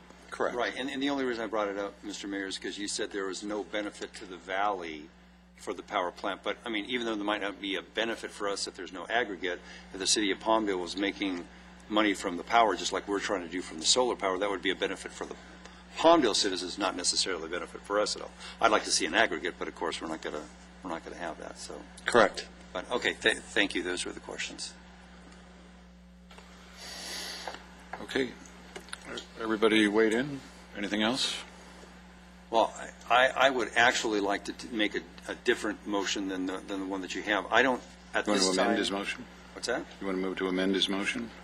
Or I'll move for a different motion, if I can, is that at this time, I would like to see, I know right now everybody has met with, we've sent out letters to the aerospace industry.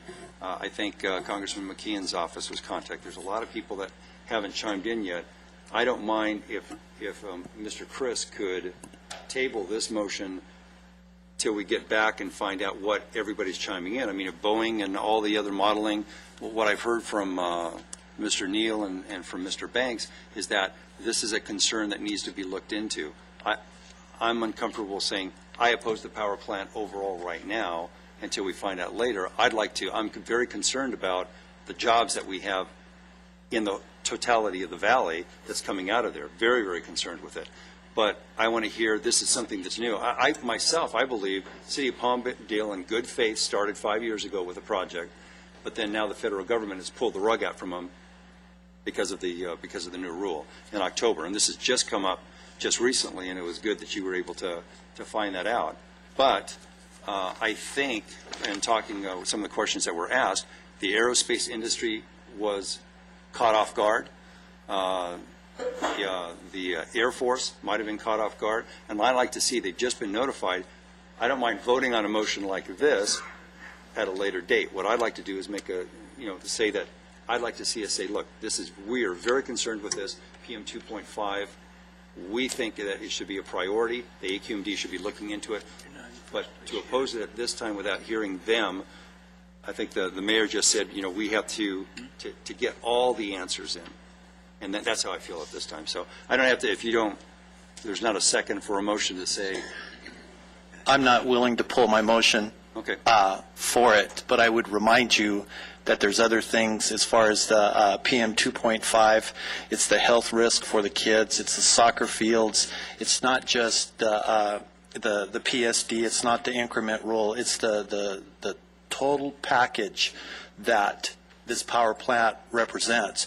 Nobody has given us anything that what benefits will it give to the Antelope Valley rather than to take millions of dollars and millions of dollars of taxpayers' money, send it to the San Joaquin Valley so we can make our air quality dirty. Now, if you want to vote no for that, that's okay. Well, the question, when you say, you know, Mr. Chris, that this is a health risk and it's this and it's that, I just got done listening from Mr. Banks because I wasn't at the AQMD like you were, so maybe you're getting information that I'm not getting, but I heard that there was the CEQA came back with no significant health risk. Now, I know sitting on the Planning Commission for years, and Mr. Mann too, you always have people that come up and say this is a health risk, and they disagree with what CEQA says. But that's how I would be making my decisions. How does the EIR report come back? And if the EIR report comes back there's no significant health risk, what other evidence do you have that shows that it's above the level for that? That's all I'm saying. I'm uncomfortable right now with it. I did ask Mr. Banks if the PM 10 was over the limit, and he said yes. Didn't 3 Mile Island come back with no significant health risks? Just a thought. So what we're doing is we're over the limit, but because of the system that it's allowed to mitigate it. Okay? This system that they've now come in is saying we're limited to 35, period. Right. But the PM10, we're over the limit for PM10. So what they're going to do is, I believe it's $16 million. They're going to send to the San Joaquin Valley. Who specifically? The city of Palmdale. The city of Palmdale is going to send their money there. Correct. Okay. So we can make the city of Lancaster's air dirtier. You know, my concern is that we have a very short window. They're racing through. They're racing this as fast as they can to beat that October deadline. I mean, sure, it's clear. And any attempt for us to delay what limited action we can take plays right into their hands. I mean, doesn't it? I would assume so, but I think that it's again, I would remind the entire council, it's just not the jobs. The jobs are the major thing that we're looking at right now, but it's the entire package. It's the 2.5. It's the 2.5 is basically emissions. This is the stuff that causes cancer in kids. This is 114 tons will be dumped into the city of Lancaster. I'm not up for that. And I understand that there's always some level of threshold, and sometimes it changes, and that's what happened. That threshold changed in October. And when it comes to the PM10, well, when you say about mitigation, you're not willing to mitigate, well, we're possibly going to have projects that CEQA that we're going to have to mitigate. We have to mitigate stream beds. We have to mitigate pollution. We have to mitigate a lot of things. Mitigation is part of that CEQA process and part of development. And so I'm not really... Again, Ron, you have to take a look at it. This is the city of Palmdale impacting the city of Lancaster. Right. I would remind you, you're a Lancaster city councilman, and these are the citizens of Lancaster that you need to take a look at. Okay, thanks for reminding me. I wasn't sure. You know, what city I was in right now. Let me just go back and say everything that we looked at air quality has been, could this plant be built? Can this be mitigated? Can the health issues be mitigated? And it was, could it be built? But we're to the point where should it be built? We at one time also talked about, let's get everybody back to the table. Let's make sure that everybody understands. Edwards Air Force Base, Plant 42, all the aerospace companies. Is there, how do we actually do that, Mr. Bozegan? Well, I think what we've started is we've given all the aerospace firms, having worked in aerospace, I know they have a process they've talked about. They've raised the issue. I know at least 2 of the aerospace firms are very concerned. We've also made contact with the Air Force Lieutenant Colonel, who happens to not be available at the moment, but we've set up a meeting next week, and we're working through the Air District, and I know that the media has also covered the story and will continue to cover this. but we Well, have a until meeting I'm- specifically set, or we will, as soon as we can get a date from the Lieutenant Colonel. Until I'm assured that everybody concerned and knows exactly what's going on. And I don't know, I am kind of torn. Do we oppose it right now? I know I don't want to see anything proceed until all these parties give me a green flag that it's okay. Mr. Haas, you're one of the major retailers. Do you have any thoughts about this? I really do. I'm sitting over here getting angry listening to what's being proposed in Palmdale. And all the financial implications, they're huge. All of those I understand, I get. But the bigger issue is the health.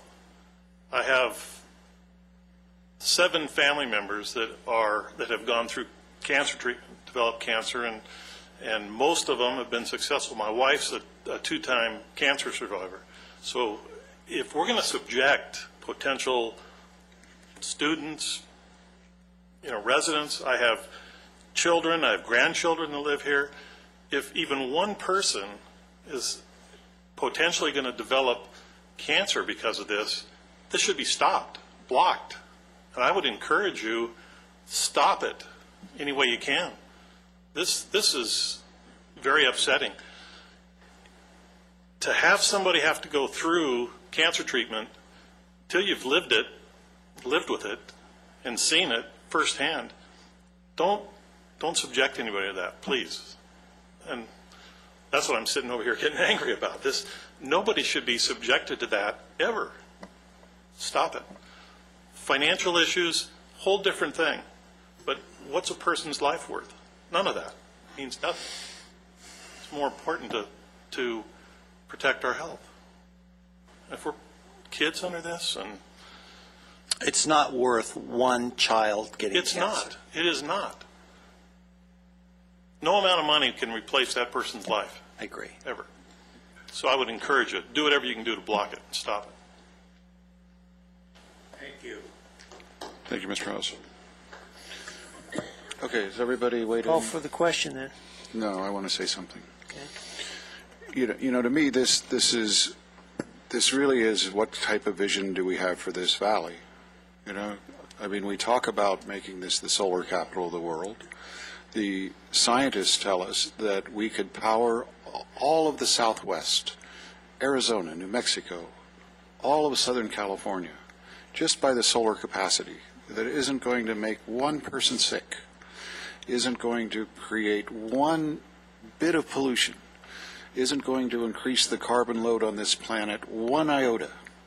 And we can do all of that here.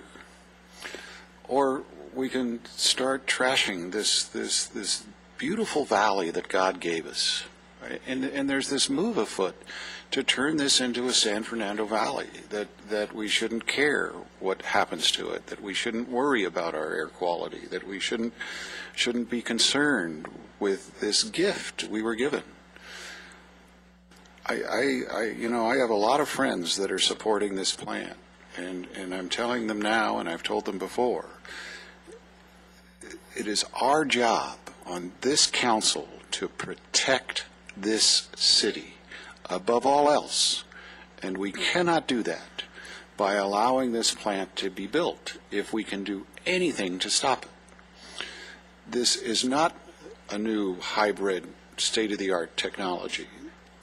2% of the power, when you actually look at the electrons that get into the wires, will come from solar from that plant. It is a scam. It is a scam to have a gas-fired plant built in the very heart of our valley. Every sane person out there knows that if you're going to build one of these things, you build it on the outskirts of the community. You build it where it's going to have the least impact on the people who live here. Not even a dummy would think that it's okay to put this in the very heart of our community. But because of political ramifications and because of economic considerations and because of where the deal was struck for the land, That's what they want to do. And I'm sorry, that's just evil to do that to where we live.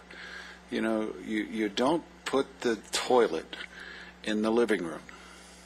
You just don't do it, and every one of us know it. And with that, I will call for the question. Let's vote.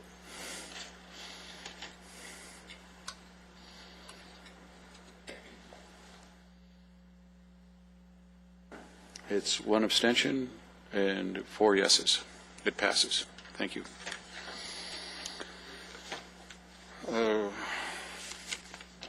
No action on the Lancaster Financing Authority. City Manager, any announcements?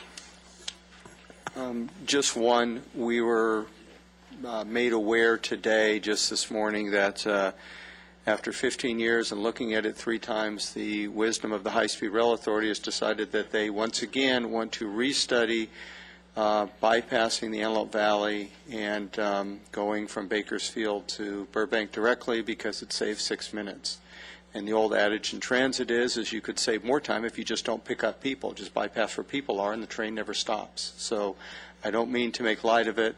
It's a serious subject, but it's somewhat frustrating that after 15 years in this community advocating for something, once again next Thursday the High-Speed Rail Authority will entertain, once again, looking at a route that has no people on it. This just isn't our week, is it? We've had many better weeks. Well, it started out great with the Poppy Festival, so it's been downhill from there.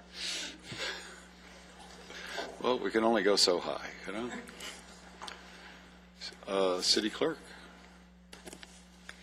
Ladies and gentlemen, this is the time for you to address the City Council on any items that are not on the agenda.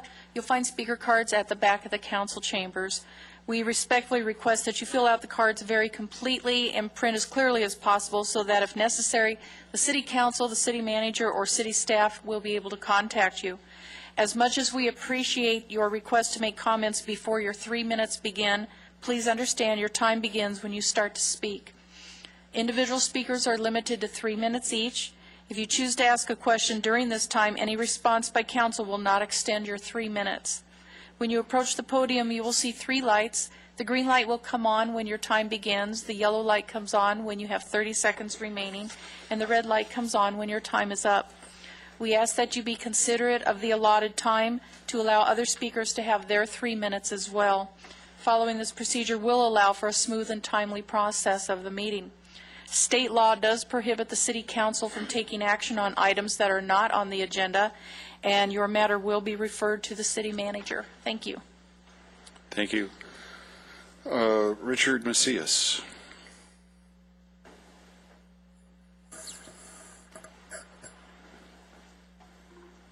Hello, Mr. Mayor, City Council.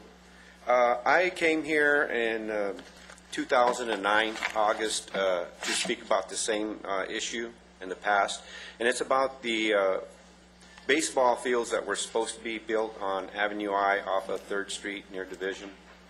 And at that time, I brought some paperwork for you guys to see, to view the fields. And to my knowledge, nothing has been done regarding the fields. They have been, initially they were graded. I was told that they would, I was a president of one of the leagues that was invited in 2005, early spring, and they told us that the first fields would be built in the fall of 2006. They would be available right around then. And that didn't happen. And then I came back again, not to the City Council, but to the Parks and Recreation, and I was told that that was pushed back, that they were going to build some low-cost housing on some of the property, and I guess those homes were to be sold to use money to continue the project, and it still hasn't been done.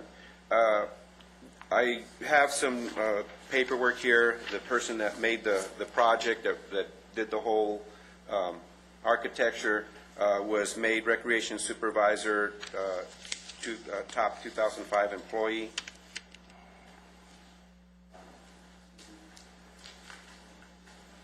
Okay, and here is a topographical map showing that the fields are there, but they've just been graded and nothing has been done. to them since the time that they were graded. This topographical copy also shows the residences on the north side of the property next to the continuation school that was built. Those houses were built around between 2005 and 2007. They're all occupied, or one or two are for sale for whatever reasons. I've managed and coached. I'm a retired peace officer for the last 5 years at one of our local fields, where hopefully these plumes don't go by. But in going to many of the other cities for tournaments, there was one at Bakersfield that they had. Is a picture of what they had wanted to build a while back. That project has been completed in Bakersfield. I just want to say that about 3 years ago, we took a team over there that won a section championship over there. For us to compete, we need to be able to have something that will bring the children together. We need responsible adults there to be with the kids to help them develop and just keep them out of trouble under adult supervision.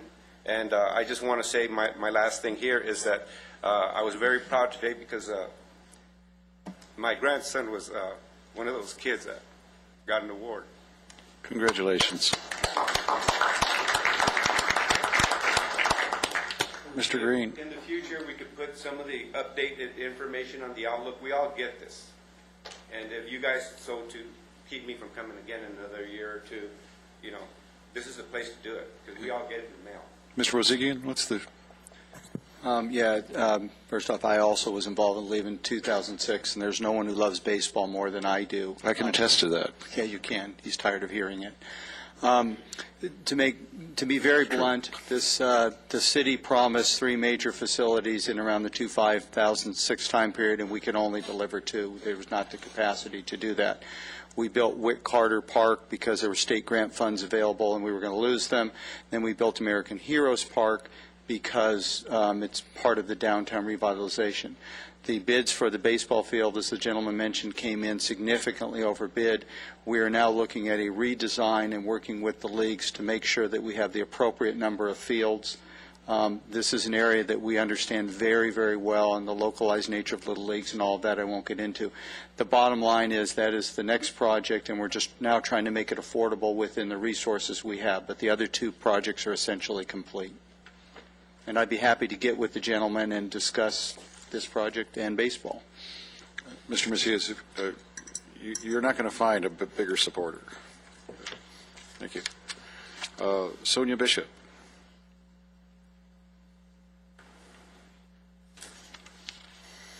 Reba Gebro.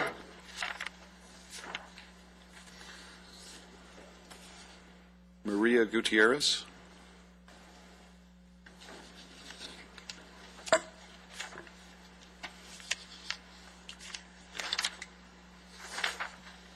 Thank you, and thank you for the flea market you made. I'm coming here against the Mental Health America because I believe that they do get human health service monies, the grant money. Now, these are some things I'm very frustrated with. I'm going to name them all. Number 1, they do have a psychiatrist without an RN. So if he's booked, then how, or the medication, who's there to call it out? You know what I'm trying to say right there? Like, Can you pull the mic down? I'm having trouble hearing you. Could be like my that? hearing aids, yeah. Thank you. Okay, let's say a psychiatrist fills out a prescription, okay, and he's booked. Then who's going to call in the medication? There's nobody there. They don't have an RN. So then how do the people get the medication they're supposed to continue? Also, the housing program that they have, workers are on the program also, okay? Showers are not American Disability Act facilitized. No special health need worker. In other words, I'm a regional center client, believe it or not. And then here, who do I have to work on my level if I were slower? Also, the advocacy sources like a Disability Rights Center or Disability Rights Legal Center, we don't have that up here. The people who work for the county, they don't talk to us. They just, okay, have a nice day, goodbye. You see what I'm saying? So the thing is, nobody up here gets any help with the mental health. And here they are using the grant money. So how do we get any help out here? And, in the state hearing information, they have it in Spanish only. Lucky me, I read Spanish, so I looked it up, and they refused to give me the information. And what I ended up getting was Title 42 Code Federal Regulations, Section 438.206 through 438.210, and it in the book, literally in the printout, it says Title 43, which is land. And I'm over here, this is wrong, you see what I'm saying? So how are we supposed to help ourselves if we, there's nobody to help us? Because I asked, how do I do a state hearing? And I said, you mean like this? He goes, yeah, like that. So then I'm over here like, okay, well, literally it was supposed to be tomorrow, but I changed it because I needed some more time. But, I'm over here like, they don't help us. They just keep us coming there, and we sign in on a basis. If a person in a mobile chair wanted to take a shower, how are they going to take a shower with the shower head broken? You put it in there, and then you know what I'm saying? And the computers, they have the new computers. We have the old ones. And then I just want to say, please house the veterans before the pedophiles, okay? My name is Maria Gutierrez, and I really do come here and try to fit in because I really love this kind of work. I go around helping people on the streets, and I don't ask them for anything because, believe it or not, at one time I was over-medicated. I'm a regional client. If they only have sources like I got for myself, then people would be able to help themselves. Thank you.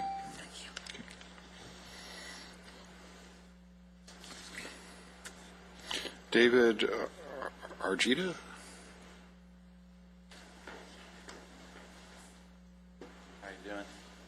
David Grajeda. This is my first city council meeting. Sorry I butchered your name. It's okay. It's pronounced Grajeda in English, Grajeda in Spanish. I'd like to commend you for your stance on the toxic power plant they're trying to put in Palmdale. This is the most intense meeting I've ever, got to witness. It's my first one, so it's crazy. I just want to be here to be involved in the city. I was actually coming here on a different agenda, but today this seems more important. Jobs and health are obviously the most important in someone's life, and I guess Mr. Talbert proposed, came up with the PM 2.5 14 months ago, so I don't know why you would need any more time, to think it through when everybody else sees that it is toxic, and I wouldn't want to breathe that in. I'd rather smoke a cigarette than breathe in PM 2.5. I don't necessarily agree with what your vote was, so I just wanted to bring that up. I actually came here to talk about the sheriff department and how aggressive they are and how they've been towards regular people. And this past 4 months, I've been in the back of a squad car 3 times. One at the Social Security, one at the welfare, applying for food stamps because there are no jobs out here. One trying to go fishing with a buddy of mine at the aqueduct for doing nothing other than just sitting in the car. And the third one was on my street, watching the cop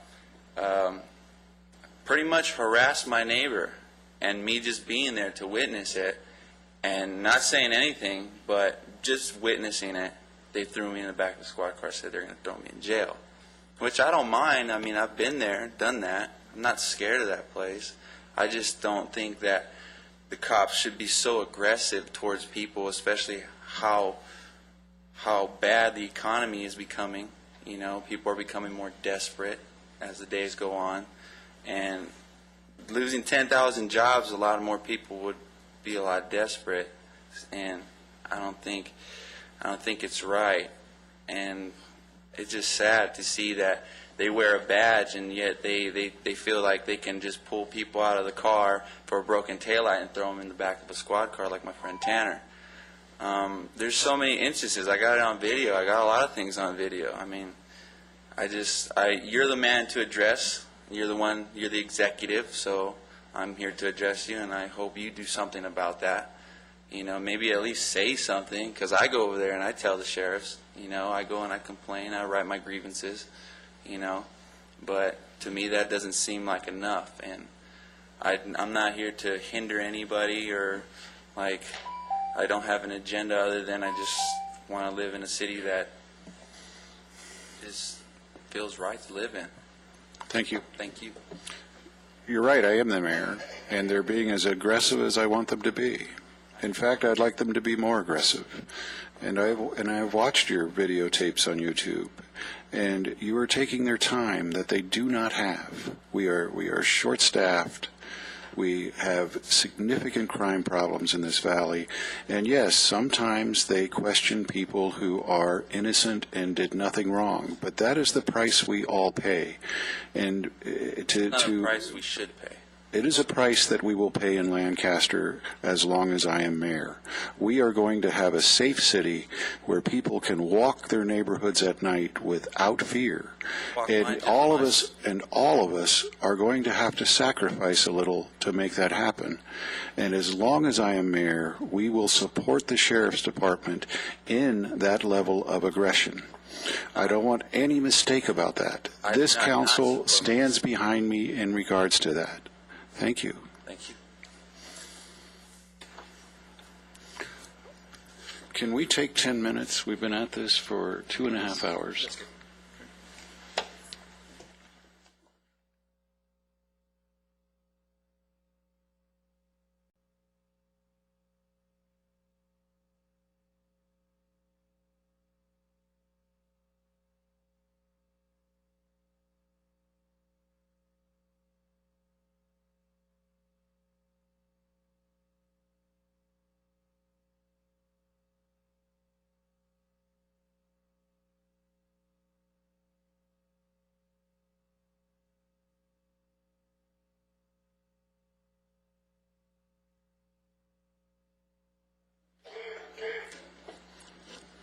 Mr. Zink.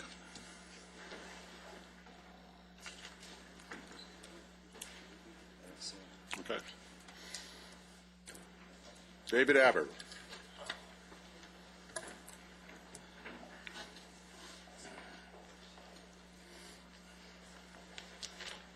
Good evening again. I'm going to pick up where I ended, since I didn't get to finish speaking. My time was interrupted on the CA2. It appears to me that the power plant was in the making 5 years ago. So let's just say we go back 3 years when the mayor took office. So I guess that's when the ball got dropped, when the mayor didn't do anything about the proposed power plant. I agree with Mr. Haas here. The number one thing, I guess he's gone, but is public safety is the number one job of the people sitting on the other side there. It's the number one duty, public safety, to protect the citizens. So from what I can tell, 5 years, 3 years, 14 months ago, you guys can pick the time, but here we are with Palmdale, just days away probably from getting okayed on this plant that's going to probably cause another lawsuit, because apparently with the city council asleep at the wheel, they put the citizens at risk of this plant, something that Mr. Christ has actually tried to do something about. But he wasn't here 14 months ago, so I guess he couldn't help us. But that's no excuse for the rest of you who were here when Mr. Talbot was bringing this to your attention. And somebody could have done something instead of throwing him under the bus. But now here we are. And is it really about jobs? Is it really about the safety? Is it really about the citizens, or is it about the jobs that, the car plant that never happened, is never going to happen? The 10,000 jobs that we were promised, that they were never coming. It was just a little political play to, try to win an election, and I guess it worked. But the bottom line here is we've got a serious situation with this power plant possibly going forward, and the failure of this council, minus Mr. Chris, to have caught this thing, even though it was brought to their attention. So there's really no excuse in pointing the finger and calling the mayor of Palmdale an idiot, which our mayor does on a regular basis and stuff. It's time for the two cities in this community. It's called the Antelope Valley, not Lancaster, not Palmdale, but the Antelope Valley, to come together and make this a safe place for everybody to live, including our air and our streets and so forth and so on. I heard the last gentleman talk about he felt harassed out in the streets. He's probably never been to the 24-hour fitness gym where the mayor just attacked citizens. So for someone that says he wants to make the streets safe, maybe he should start there, and maybe he should keep his hands to himself in the 24-hour fitness gym, and we'd have a better place to live. Thank you. Lyle Talbot. I came in goodwill, but I'll pass tonight. Thank you. David Paul.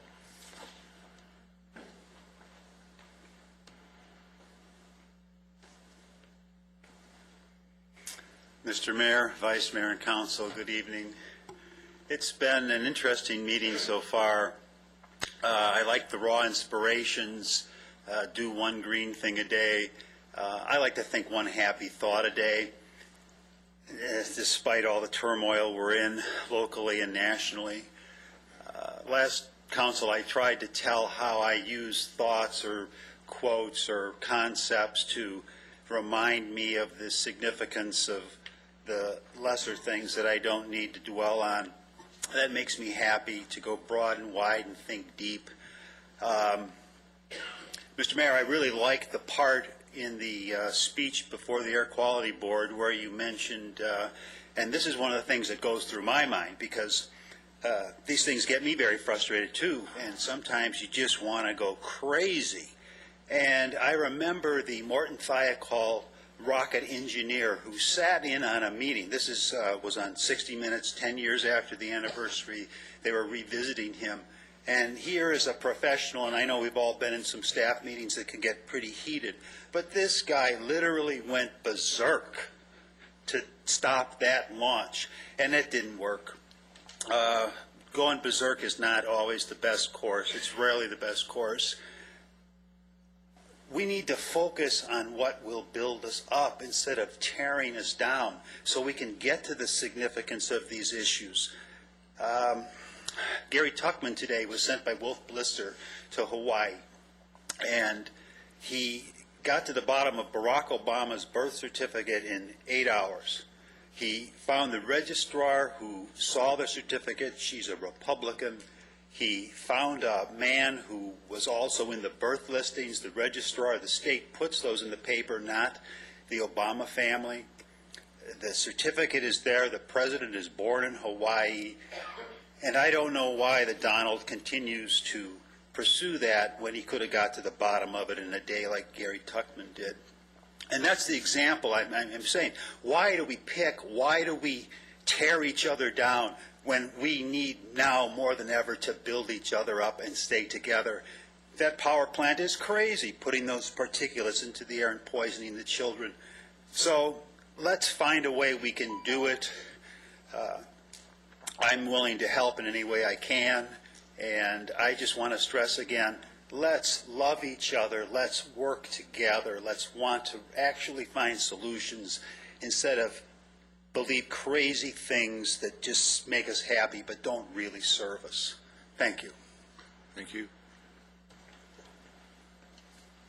Okay, that concludes the speaker cards for the evening. Council comments? I have a couple. The Highway Patrol is still doing their enforcement on Highway 14. So just to let everybody know out there that they're doing maximum enforcement. That's 400 times what they usually do. So on a day they usually write 10 tickets. They're writing over 100 a day now. So just advise everybody to slow down. Like to commend our new captain, Bob Johnson, for what he's done as far as for the crime rate. 1 month and an additional 23% down as far as the crime rate. And then the final thing is we have a redistricting meeting at Sierra Toyota this Sunday at 2 o'clock. They're going to look at how they redistrict for the Assembly and the Senate, whether we go by county lines, whether we go by geographical lines. So if you want to make your opinions known for everybody, you should go to Sierra Toyota on Sunday at 2 o'clock and make them known. That's all. Anyone else?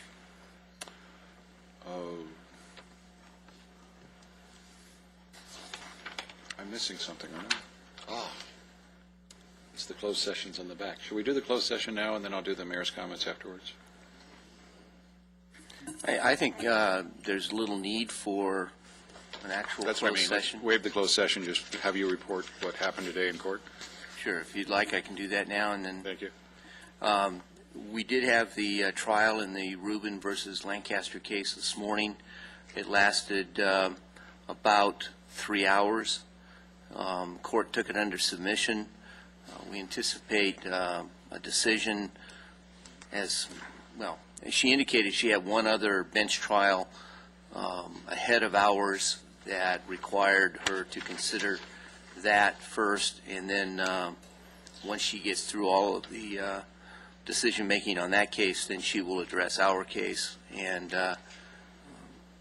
there's still a little bit of time for the submission of additional declarations.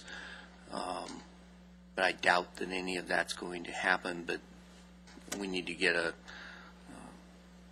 as close as we can to a stipulated statement of facts submitted, and that'll happen in the next several days, and then it'll be under submission for her to make her decision. We'll wait and see what happens. I was fairly encouraged by the nature of her questions. The judge clearly understood the legal issues, had read all the cases, was very familiar with the arguments of both sides, and so I was encouraged by that. As you know, most of us were there. It's like anything else. You have to do something to know when somebody's doing it superbly well. I guess that's true with any field. Like a basketball player is going to know when somebody's playing superbly well, perhaps better than the layperson. Allison did a magnificent job of trying that case today. She was superbly prepared. She had it was just great lawyering, and if you could convey my comments to her, that I was really impressed with how she conducted herself today. If she's not a partner, you should make her one. She is a full partner. Oh, good. So, good choice. Late for that. Okay. I will pass on your comments to her, and I will encourage her to listen to your comments on the video of the meeting. Good. Thank you. Okay. Oh, I want to wish Steve Hoffbauer, a councilman in Palmdale, happy birthday today, and I want to wish Lou Bozigian, the former mayor, happy birthday today. We will be closing the meeting. Where are my notes?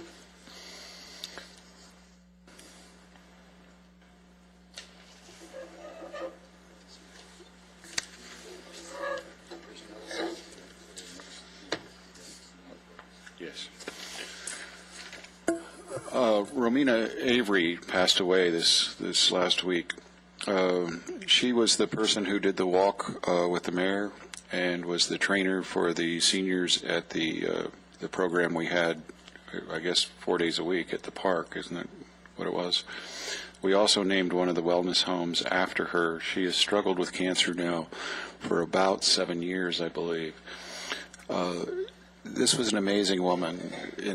We would do the walk, and you could see the pain she was in, and she would still walk because she knew that it would extend her life to exercise. And it was painful to watch her do this hour walk twice a week, and at the same time teach everyone else and take care of everyone else and encourage everyone else. She was an amazing woman, but she finally lost that battle with cancer. And so we are closing the meeting tonight in memory of Romina Avery, and our prayers are with her and her family. We are adjourned until Tuesday, May 10th, 2011 at 5 p.m. Carol, my day is done. I'm coming home.